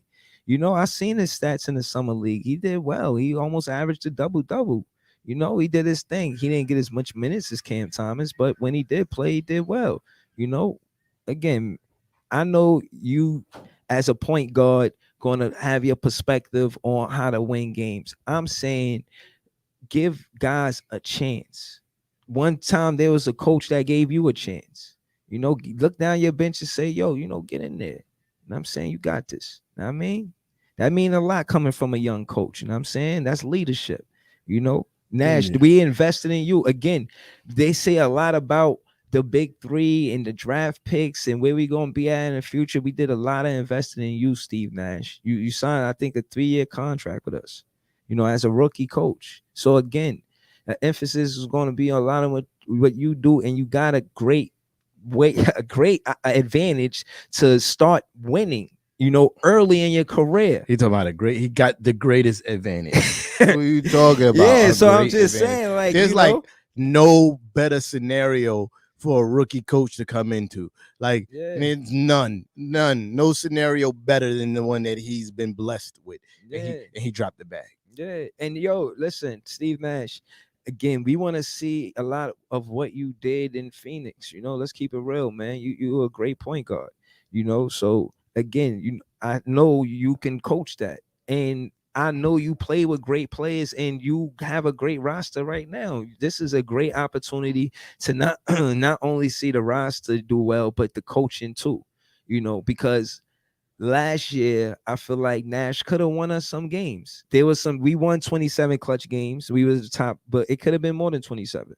And Nash, that, you feel me? So as this is Big Fan Breezy, just keeping it real with Steve Nash. You the coach, man. We don't want to change coaches and none of that. You the coach. We got your back. You know what I'm saying? Big Fan Breezy and everybody follow my page. Respect Steve Nash.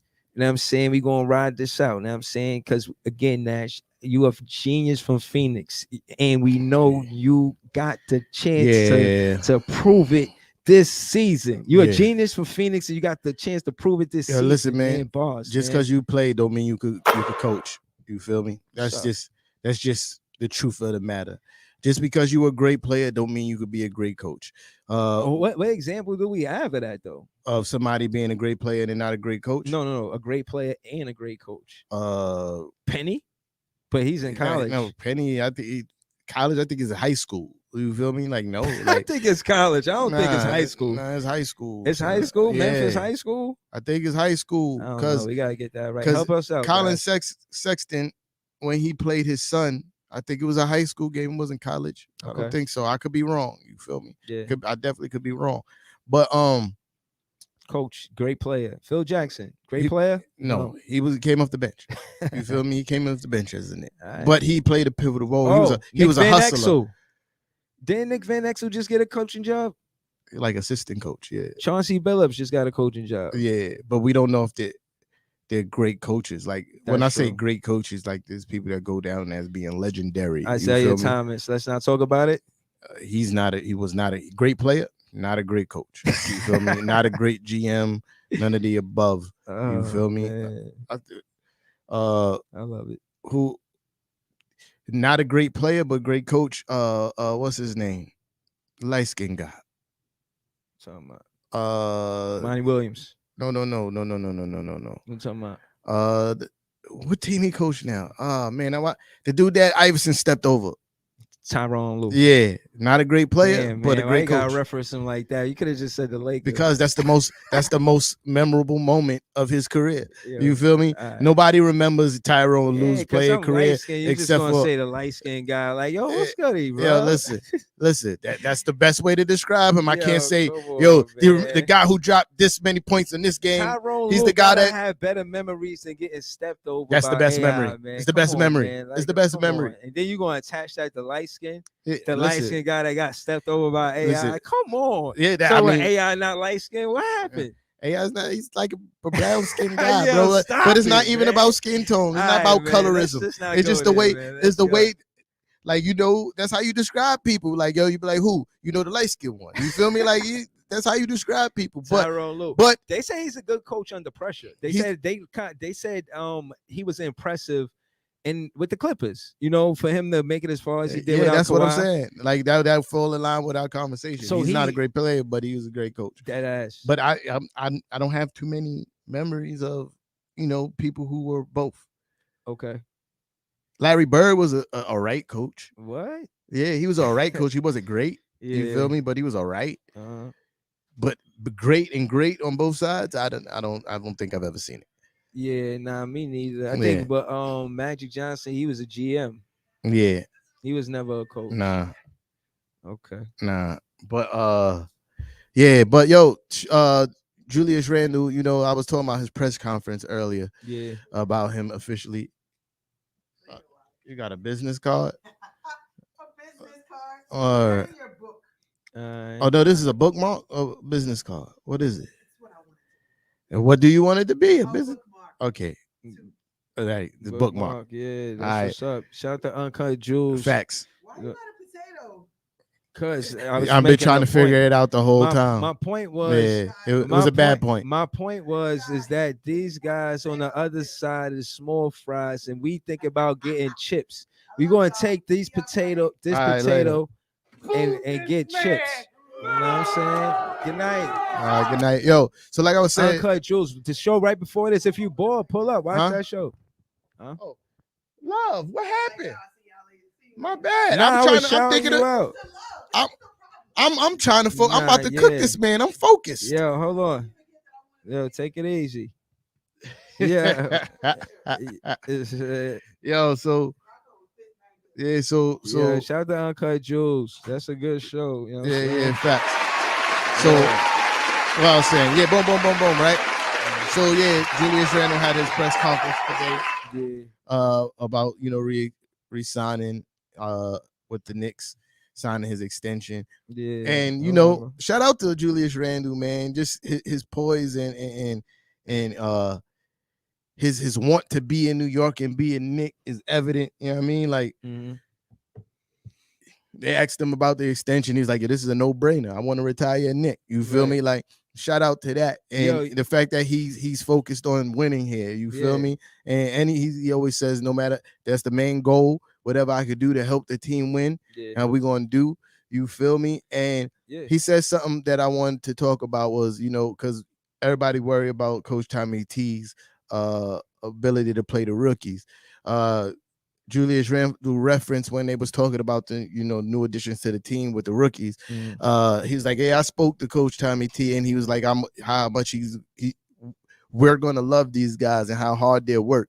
Once I heard that, I was like, "Oh, these guys are getting PT." You feel me? Because that's the kind of stuff Coach Tommy T likes. You feel me? He likes hardworking guys and guys who's gritty, and that's what these rookies are. So I'm glad to see that we about to have some rookies that's gonna get some PT, because I think these guys could be special. You feel me? Julius Randle in the press conference, man. All he just anxious to get to work. That's it. That's all that's been the theme around the team this whole offseason is excitement. You feel me? And for guys to be that's going to be playing on our team, continually talking about how excited they are, it is a beautiful thing. You know what I mean? Yeah, no, I'm with you, bro. To stay on the same page, hypothetically, like just talking about pride of players, like you said, Julius, he said he want to win here, etc. Right? And then you got guys like KD who left and he played with Golden State, and now he with the Brooklyn Nets, right? And then you got guys like Reggie Miller.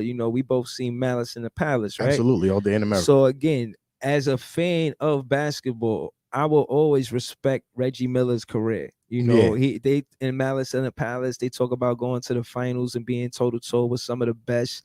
And it's true, you know what I'm saying? And, I seen Reggie Miller, his retirement, it was tears in his eyes because of the love of basketball. These were tears of joy. Like, it was mixed emotions, you feel what I'm saying? And, I'm acknowledging this in contrast to what T-Tom is saying about just the pride of playing where you play at. Yeah. And again, hearing Julius said that, I respect that. Watching Reggie Miller, him not winning, that could have been a scenario for KD. His career would have been respectfully. KD didn't want to do with that with his career. And again, like I said, don't agree with everything everybody does, but what I do like is when a player or an athlete feel like this is what's best for their career. Like, I'm gonna do this, and again, I know I'm gonna get critique and whatnot, and again, I'm gonna stand on it. I got that. I seen Ron. I said that to say, in contrast to Ron Artest, he said when he left Indiana, he felt like a coward. He couldn't be around Jermaine O'Neal, and I feel like, he wasn't a coward. I feel like it was the pressure that, because he was going through therapy, and I feel like the energy in that city, he kind of wanted to get away from. So I think coward was kind of a harsh word. I just think that he wanted to escape the pressure, and so it's nothing wrong with that, because mental health for athletes is important. I do agree with the mental health aspect, but shout out to him for taking accountability. You feel me? Like, knowing that they had something special in Indiana. and he ran from it. You know, considering You the seen his circumstances. interview?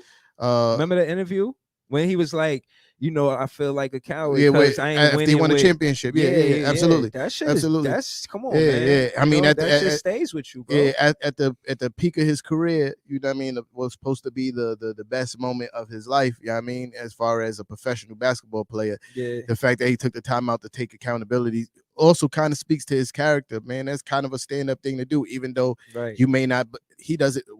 Even I don't believe that what he did by leaving the team was the right thing to do. You feel me? But no, I said that my main what I was getting to was pressure and how athletes deal with it because they go through anxiety.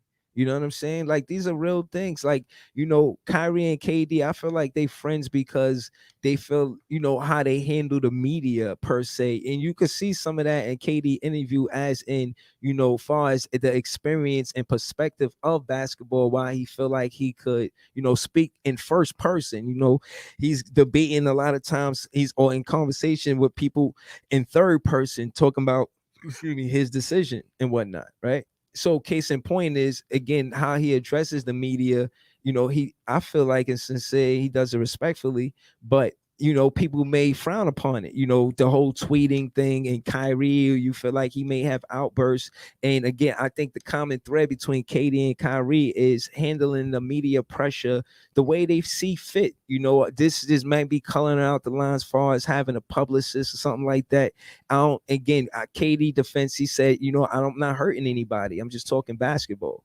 So again, I feel like different athletes handle pressure differently. You know what I'm saying? And Ron Artest is an example of that. I.e. Ron Artest. Oh, Mecca.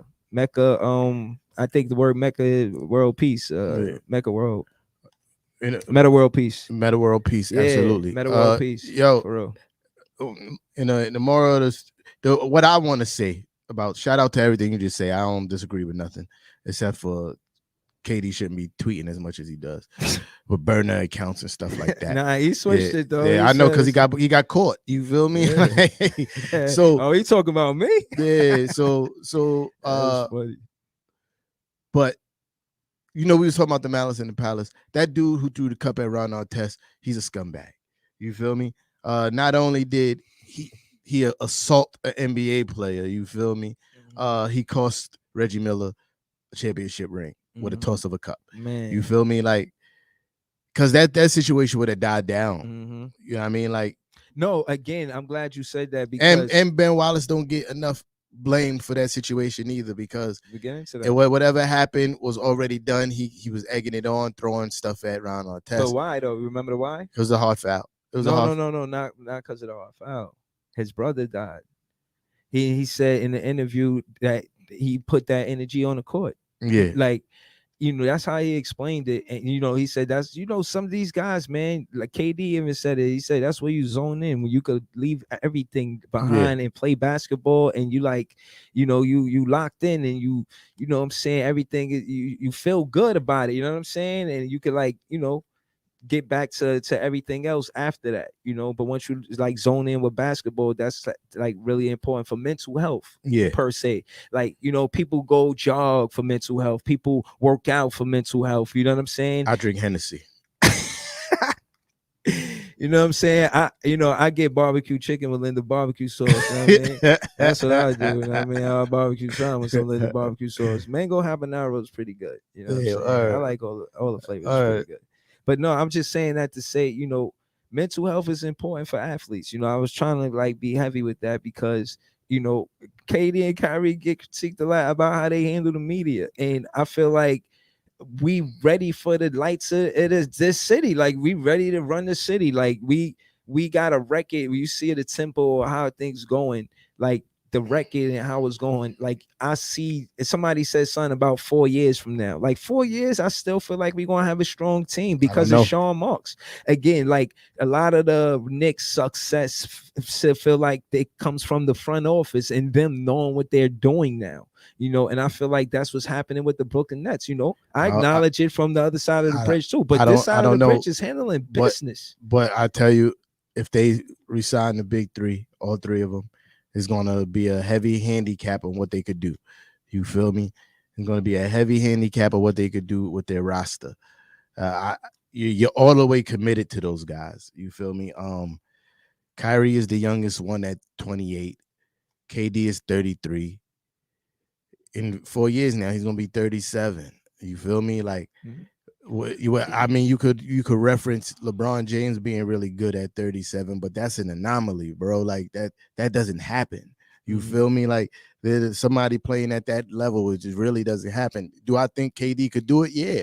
You feel me? Because his game is not really predicated on, athleticism and stuff like that. Yeah. You feel me? But like, but see, that's what I'm saying. That's what I was trying what was it done? James Harden, again, he's 32. You feel me? Happy birthday to James Harden, August 26th. Oh no, then he's 33 then. He's 33. Just passed. He's 33 as well.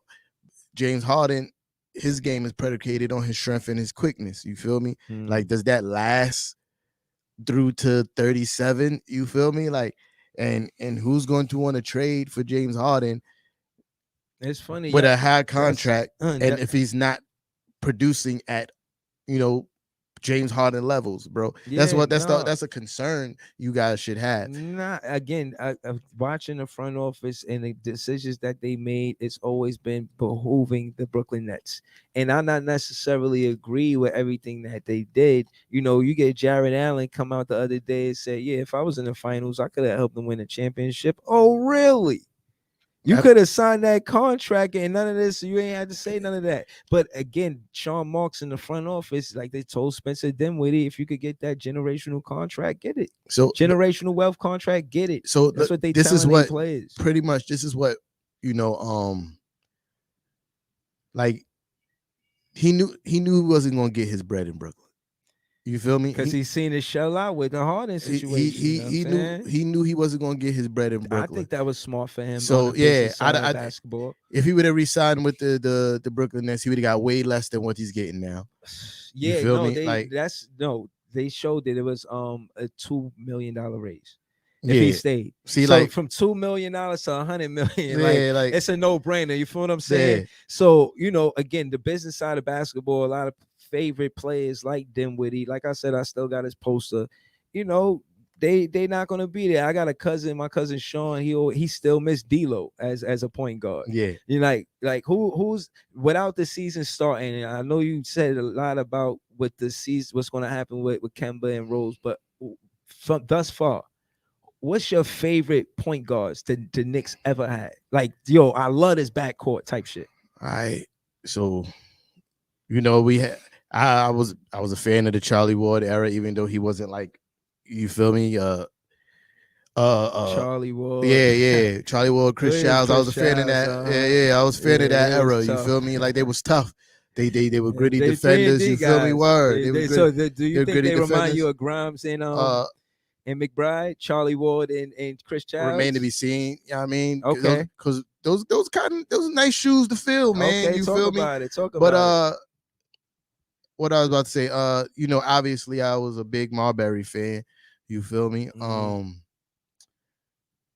And even though I never got to see him play, just what he accomplished as a Knick, absolutely world-class Frazier. You feel me? I never got to see him play, but just his accomplishments alone. So hold on, your two is who? Tell me again. Well, what my top two? Your top 2 point guards that you seen play, not that you did not see. So. Play. I like Marbury, and when Jason Kidd was a Knick, he did some really good things. Yeah, and that's what I was gonna say. Yo, I ain't gonna lie, Marbury was an exciting net. No bullshit, bro. Yeah, him and Kenny Anderson, bro. Yo, all right, Kidd 2. I got 3. It's really Kenny Anderson, Kidd, and Marbury. And yo, Kenny Anderson handle like he reminds me of Cam Thomas, man. You know what I'm saying? Like, for real, they handle like, yo, I watched the Twain. You ever watch Filet? Yeah. Like, I did that shit the other day. Yeah, like, I did a video. I was like, yeah. Twain. Yo, he got a handle. I'm like, he going to be working with Kyrie and Harden. Like, this is going to be an exciting season, man. These guys know how to create their own shot. That's why it's going to be exciting. And Harden, that whole him teaching about how to draw the foul and them talking. I like the chemistry. I like what's going on. You know what I'm saying? I don't want to lose my train of thought. What was I saying? You was talking about You asked me about a favorite point guard. Oh yeah, so I told you about Kenny Anderson. Yeah, that's what I wanted to say. Yeah, that's all I wanted to say. I contrast Kenny Anderson to Cam Thomas. I like Kenny Anderson. Like growing up, I remember watching clips of Marvin Rashard. You know what I'm saying? Stuart Scott type shit. You know what I mean? Word. You know what I'm saying? Shout out to them, man. They legends in the game. Yo. Oh man. Oh, Linda's barbecue sauce. Yo, man. Listen. Do yourself a solid, bro. Get yourself some paper towels, bro.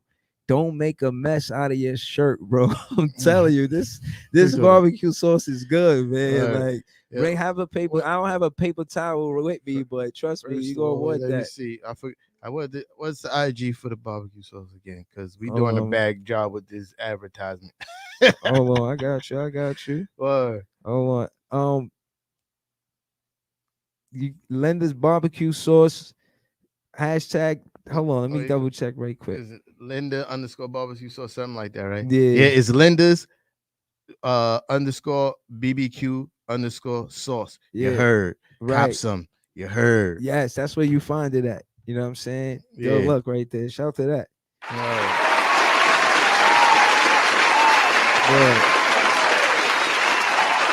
But yeah, man. I feel like, you know, that's a strength that we didn't have when Harden got hurt. You know, I don't think Nash wanted to run the offense through Mike James, and that's proven.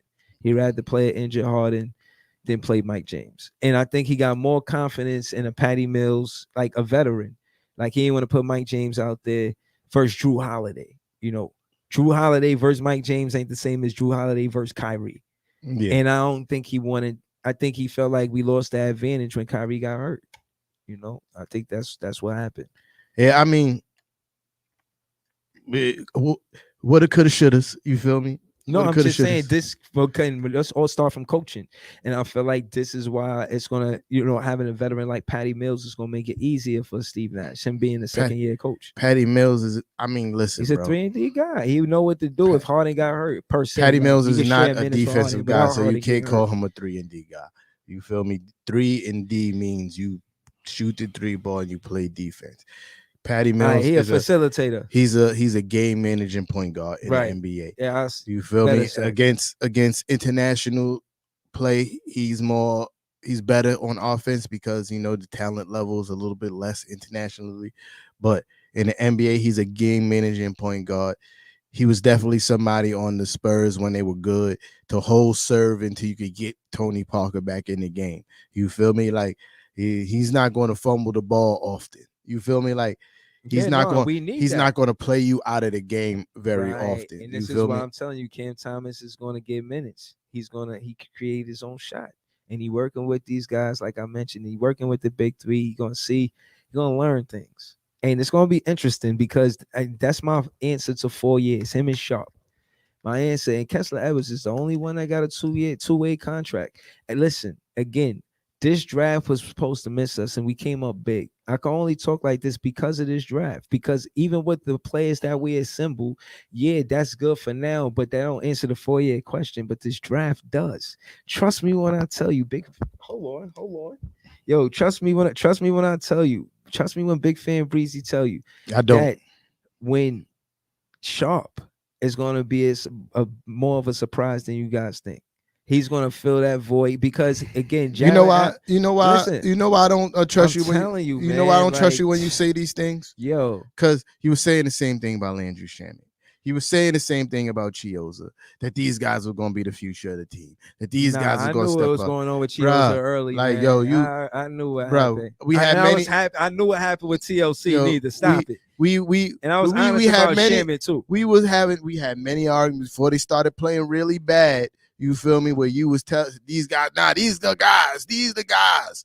You feel me? These the guys. Yo, they showed up, bro. But I told you, I was like, yo, bro, they not gonna be who you think they gonna be for the long haul. You feel me? Like a lot of players in the NBA have moments where they have flashes. You feel me? Like they have flashes where they're really good or they play a really good stretch of games, but they not consistent and that they don't have that skill set to do that on a nightly basis, bro. You feel me? Like, and it remains to be seen. I'm not going to say 100% that these guys can't be really good in the future because I don't have a crystal ball. But for my money, I'm betting against that they'll be the future of your organization. You feel me? Like, I'm betting against that. Yeah, nah, I think I'm gonna get a Cam Thomas jersey. You know, you gonna have it for like 2 years and then you gonna I think he can retire in Nets, man. I don't. That's highly unlikely. You know, and that's interesting too. When you think about careers of great players, they rarely, and that's why I mentioned Reggie Miller. They rarely stay with the team and win a championship, and I think that's part of the greatness of Jordan, Kobe, Duncan, you know, and etc. The league is different now. Right, but when you talk about the greatest and who is, you know what I mean? You mentioned, I think that factors in. Like, these guys were drafted to this team, especially Jordan. You know, Chicago Bulls had 0 rings. This is a founding team that had 0 rings. Like, now. It's what I'm saying is it could be a repeat. We could get 2 3-peats just like Chicago. That's not happening. It can happen. It's not happening. Yeah, but what I'm saying is that the league is so much different now, you know, as far as financially. That's what really prohibits guys from staying on teams. You feel me? Like, that's one of the reasons. You feel me? It's hard to retain guys. You feel me? Financially, with the way money is being tossed around, luxury taxes and all those things, and the fact that another factor is that players have a lot more control over where they want to be. You feel me? So that makes it really hard for teams to keep a guy for their whole career. You feel me? Like, it doesn't happen anymore. Usually those guys who retired all the times are in the same teams. Usually were the star players. Star players don't be wanting to stay with the same team, especially if that team ain't winning. You know? Yeah. So since we talking about the team, before we leave, right, I wanted to ask what you think. And here it say we got 54 wins next season. I feel like that's kind of respectful. You know, it's more than 48. It's 10 more games. I can see us in that range, that 54 win range. You guys, they got you at 42 wins, 42 and a half wins. That was respectful or not respectful? It's very respectful. Okay. I mean, it's a lot more than what they had us the year before. They had us at 21 wins or 22 wins or something like that. You feel me? So it's respectful. You feel me? I think we're gonna win more games? Probably. You feel me? I think clutch wins. I think we're gonna surprise a lot of people. Yo, peak game, bro. Let me just say this one thing. We had 27 clutch wins under 5 points, and we had 48 wins. That's more than half of our wins. Yeah, I don't think they should even been that close. But no, I feel you. But like you said, y'all were in 4th place, and we were only up by what, 6 games? 7 games. Yeah, y'all get these clutch wins. Y'all first. What I'm saying is the clutch wins decide where you rank that. Yeah, those clutch close games decide where you get in the seeding in the playoffs. Yeah, so the clutch wins matter. It don't have to be a big win. It's a big win if it's a clutch win. Again, I never said that they didn't matter. What I'm saying is I don't really care about that stat that much. You feel me? I do. Like, I think that especially when you got as much, you know, superstar talent on your roster, it shouldn't be that many clutch wins. You feel me? It should be more blowouts than clutch wins. You feel me?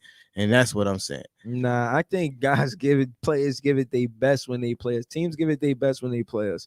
And, you know, regardless of the fact, you still have the most superstar talent on one team. Yeah, you feel me? No, but again, we don't go into the game thinking that we're going to crush everything. Like, no, we're going to compete. Like, and we expect teams to compete as well. So that's how we look at it more than anything. You know what I mean? We're not looking at it like, you know, I did hear KD kind of say some of that, like, yo, you know, I got into a zone where I feel like we was going to win every night.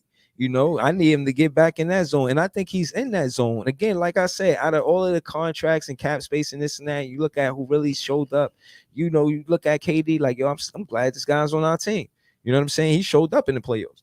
You know, a lot of fans wasn't mad that he missed that last shot. You know, we get trolled about it, but you know, we know when he hit that shot and his foot was on the line, that was what really happened. We know he ain't have enough gas for OT. I mean, even before that game, he played like the whole game before that. Like when Harden went down, again, this is Steve Nash not open or expanding the roster. We need him to do that. That's necessary. It is necessary for Nash to expand the roster to give these big three time to rest. You know what I'm saying? KD is not gonna put up an airborne overtime if we find a way to take a timeout. You feel what I'm saying? That could be the coaching matters. Like coaching win and lose games. Let's not act like it was just KD missing. It was really good defense on that shot. You feel me? It was a 1-on-1. KD was exhausted. I mean, I'm saying what I'm saying is my point is this: if KD tired, okay, granted. If he wasn't covered, he's making that shot. No, you feel me? If nobody was covering, if nobody was covering him, you feel me? He makes that shot. I don't. If it wasn't. Like what my point is, if there wasn't defense on him and really good defense, granted he was tired, but it was also really good defense on him on that shot. Even though he made that tough shot before, it was still really good defense on him. You feel me? I also do say KD don't really a lot of defense don't really affect KD. He just misses. But if nobody was defending him, he makes that shot. You feel me? Yeah. Tired or not. Nah, but I disagree. I hear you, but that's what I'm saying. I disagree. I feel like, again, this is where I want coaching to play a part in basketball. I want him to take a timeout. Hold on, man. Take some water. I'm confused at what you're trying to disagree with. I'm saying it's yes, he was tired, but it wasn't just him being tired. No, but what I'm saying both things factored into him missing that shot. What I'm saying is, as a coach, I want Nash to call a timeout. Call a timeout. Draw up a play. Everything ain't okay. Go score the basket. No. Draw up a play. X's and O's. Give these guys a minute to breathe. I think most coaches in that situation don't call a timeout. Nah, we didn't listen. I think most coaches in that situation don't call a timeout. In that situation, KD played like 47 minutes. I understand that, but at the same time, you got a player, a scorer like KD. You don't want the defense to have time to, draw up a defensive play to stop KD. Nah, you feel me? I hear that. Yeah, but that's the risk though.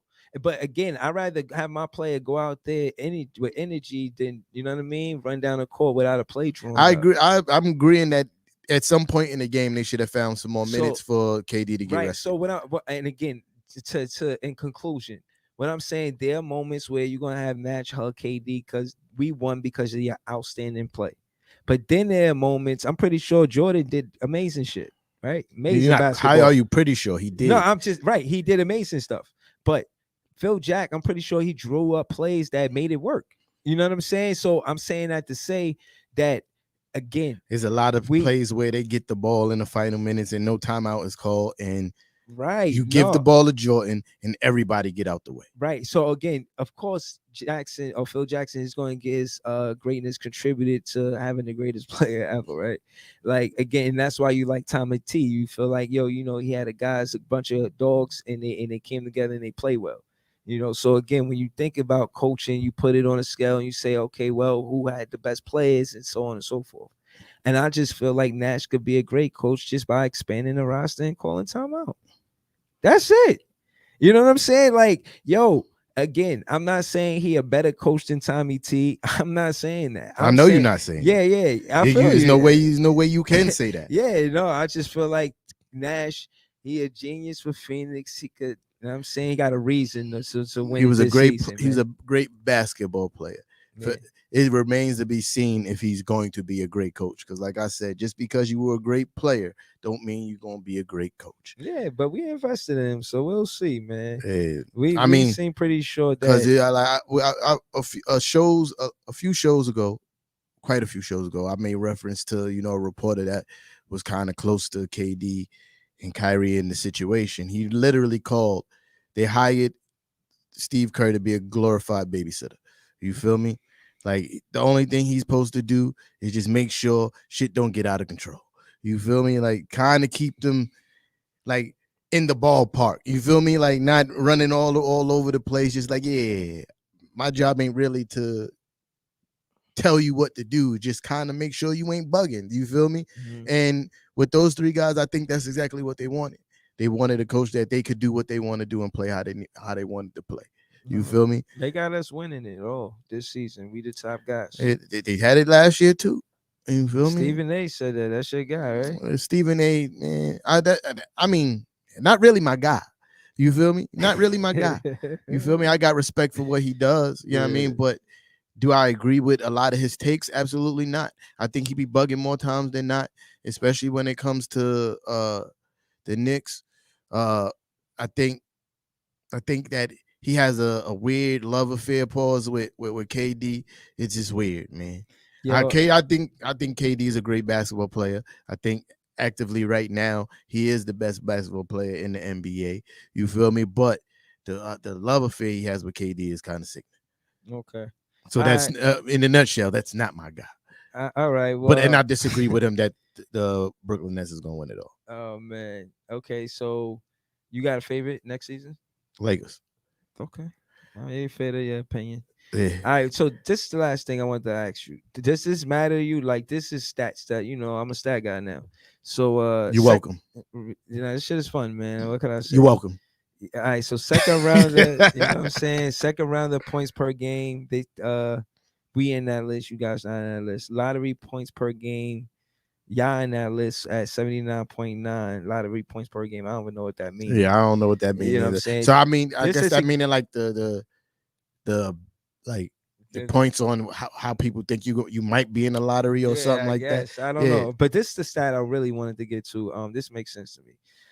The Knicks, y'all corner 3-pointers, y'all fourth out of fifth for 42%. Top is 46% with the Clippers. Yeah, that's we're what not even on that list. That's kind of what we did really good last year. Yeah. You feel me? Yeah. And there's a really interesting stat on Evan Fournier. He shoots a 50% clip for the corner. Okay. You feel me? On catch and shoot situations, from the corner, 50%. Right. 50. Yeah. 5-0. Yeah. Now I respect that. I'm glad you told me that. Yeah. Yeah. From the corner. From the corner, you feel me? Like yeah. So he's going to get a lot of those shots, especially with the way people like to defend Julius Randle and double teaming. Yo, listen, if you don't double team Julius Randle when he's in that 15-foot range, he's going to get a bucket on you. This is what's going to happen. Yeah, listen, I don't doubt the Knicks. I feel like they're going to do well, and I just feel like I think y'all going to be third next season. Y'all gonna go into the playoffs third. I agree. I feel like we're gonna be second and first, and I feel like the playoffs is gonna be unbelievable. I feel like for real, we personally pull it off. Like me personally, I definitely think we're gonna fall between the 5 and 3 range. Yeah, somewhere between there. You feel me? And again, I said that in emphasis to you adding to your point about because of the corner 3-point. Like again, certain teams know what they do as far as basketball, winning basketball. What's their formula? And it shows, the stats show, like they break it down. Like you guys are successful with the corner and the 3-pointer. The 3-pointer in the corner, y'all good at that. Us, we were they said the restricted area field goal. We not in that. No team, none of us is in that. The mid-range field goal, we in that because of KD. That's 46.3. We second to Phoenix Suns. That's because of Book and Paul. You know what I'm saying? But we second in mid-range. So again, you see the strengths in the offense and why teams are successful as a basketball club. Percentage points off 3-pointers. Jazz is leading that. We not in that. Percentage in points in the paint. We not in that. You know what I'm saying? Because y'all don't have a paint presence. Y'all ain't in it either. Yeah. You know what I'm saying? That's cool. All right, so points percentage off points mid-range. Not in that. And that's mostly because we didn't have nobody to break down the defense and score on the paint. You feel me? Like a lot of that, it comes from your big man pause, but it also comes from the guards getting breaking down the defense and getting in the paint, right? Yeah. And Elfrid Payton didn't do none of that. Oh, and that's what I wanted to talk about. I almost forgot about I was talking about the interview. Shout out to Julius Randle for showing like tremendous leadership. They asked him about him losing a great teammate in Reggie Bullock, and he took the time. He's like, I lost 2 great teammates, and he shot out Elfrid Payton. You feel me? As much scrutiny that Elfrid Payton got for sucking and stinking up the joint. You know what I mean? Last year, he's still, as a leader of the team, showing leadership and showing his guys that he got their back no matter what. Pointed out that Elfrid Payton was a great teammate and he lended something really good to the team with his perimeter defense. You feel me? Part of the reason why we were such a good defensive team, because he had moments where he was kind of locking people down. You feel me? Yeah. Yeah, but shout out to Julius Randle for showing tremendous leadership in that interview by shouting out Alfred Payton bum-ass. Yeah, thank you. Oh, man. All right, man. I guess, right? All right, clutch wins, we know 27 Brooklyn Nets. Plus minus was Portland, was ridiculous for 109, and the closest thing to that was 57 with the Lakers. Whatever that means. Plus Brooklyn, minus? Yeah, Brooklyn Nets was in that, and we were fifth for 45. So you saying they was in a? I'm saying Portland plus minus was 109. So they was in a plus 109. Yeah, that mean they was outscoring a lot of people when they won. When they won those games, they won big. They won big. That's what you was talking about. Yeah. They won. See, big. those are like, and it's the stat right next to it. So it's showing that, look, the more successful team, which was the Brooklyn Nets in the playoffs, won the close games, and the less successful team won the biggest games. Yeah, I think which you guys are in there at fourth, and ironically, we in there too at fifth. Yeah, so we had blowout games too. Yeah, I had so a lot of close games. And I had a games. lot of blowout games. But yo, when the Knicks were winning, we were winning by large margins. You feel me? With Portland, they were losing because of inconsistency. Like they won a couple games, they be on fire. Then everybody except for Dame Lillard was playing bad. You feel me? Like, yeah. Like free throw percentage, we second to the Clippers at 85%. Y'all didn't make that list. Screen assists per game. See, stuff like this is important. We not on this list, but assists per game, Dallas is led with 11 assists, 11.8. Because Luka is usually high in the assist numbers. Yeah. Fast break points. None of us are on that list, but the Grizzlies. Yeah, we wasn't really getting out in transition. Yeah, but like I told you, Milwaukee was on there. Milwaukee's on there. I knew it. Absolutely, that's what Giannis does. This is bread and butter.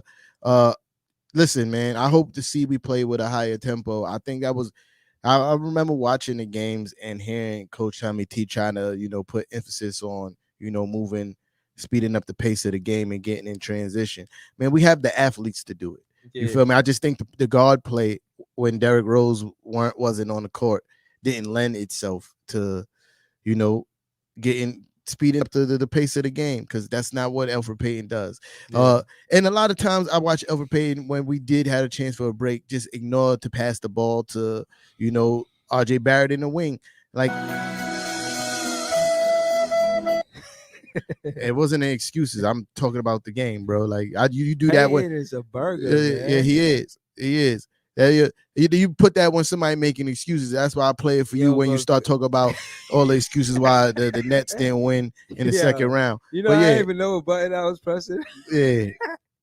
Yeah, I gave you a whole tutorial before the but to finish what I'm saying, because we got to get out of here. You didn't pass it. Like, it was mad times RJ was open in the corner for a three and he refused to pass him the ball. You feel me?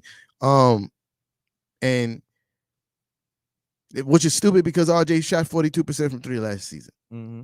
Like, how do you not give it to the guy and he's shooting at a high clip? So, yeah, hopefully that changes with Kemba. You feel me? Well, not hopefully, it will change with Kemba. Yeah, know what I mean? But you got anything else to say? We about to get up out of here. Yeah, second chance points. We not on there. Points per game. We ain't on there. Oh, I'm sorry, whoever's calling. We not pick. Oh, that's the sponsor. Oh yeah, call. Yeah. Well, what's good, Playboy? What's going on, fella? How you? We go. What's popping? Well, ain't nothing much, man. I'm sorry for calling so late. I just kind of preoccupied. Oh, nah, that's all goody, man. Yeah, he try to squeeze it in. He probably on the C train. Yeah. But yo, gotta get finished so we can be out. Real quick, I wanted to say field goal percentage. We could chop it up. Field goal percentage, Brooklyn Nets. I got him. Yeah. Yo, what's going on? I just lost connection, my guy. What's going on, my guy? Yo, man, shout out to Will Bailey, man. He Yes, got sir. this barbecue That's sauce the with all the sponsor. great flavors. What's going on? Who run the city, Will? Oh, come on, man. Shout out to the Brooklyn Nets. Shout out to the New York Knicks, too, but you know who run the city, man. Yeah. Shout out to T-Town, too, man. Talk to him. What up? What's going on, fella? How you doing, my guy? I'm chilling, Brody. How you? And shout out to everybody that's tuned in too, man. I think Kev Rodriguez. I don't know all the names who are on top. I see y'all representing though, man. Shout out to everybody. We appreciate you, Brody.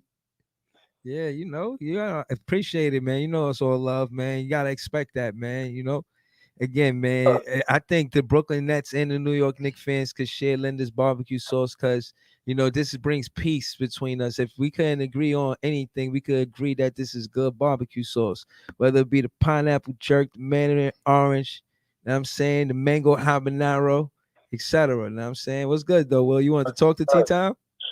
Yo, what's going on? But you know what we're going to do? We're going to spread love like it's the Brooklyn way, man. That's how we're going to spread that Linda's barbecue sauce, man, the Brooklyn way. He know because he's the sponsor. I don't be trying to say nothing, man. But that's how we spreading the love. That's the Brooklyn way. That's how we spreading that Linda's barbecue sauce, the Brooklyn way, man. Man, I ain't got nothing bad to say, man. He's the sponsor, so I'm going to let him rock. You know what I mean? Yeah, you gotta give him some, man. This is really good barbecue sauce. We got a link so I can get some more, bro. Yeah. All right, yo. Yeah, definitely, man. Like I said before, man, I'm gonna give both of y'all brothers some more samples. I ain't gonna give y'all the samples. I'm gonna give y'all brothers the big body. I appreciate you. The bags and everything else that's coming with it. All right, fellas. I appreciate you, Brody. All right, thank you for having me on. Peace out to all everybody that's tuned in too, B. All right. Shout out to Will Belly, man. Linda's barbecue sauce. She's delicious. All right, peace out, fellas. All right, later. All right, later. Yo, yeah. So, all right. Well, in conclusion, you know, this is stuff we could get into next week, man. Thank y'all for tuning in. Facts. And again, man, there's much more. It's just a 2-hour show. We gotta be respectful. You feel what I'm saying? What I will say is, don't think that DeAndre Jordan gonna come with us to the after training camp. That might be a real trade. And I love it here, man. Shout out to Rocco. Shout out to Joey Parker. All right, yo. Appreciate all y'all on the pull up. And see y'all next week. You already know the vibe. Same bat time, same bat channel. You heard? Yeah. Who run the city? Knicks. Brooklyn Nets.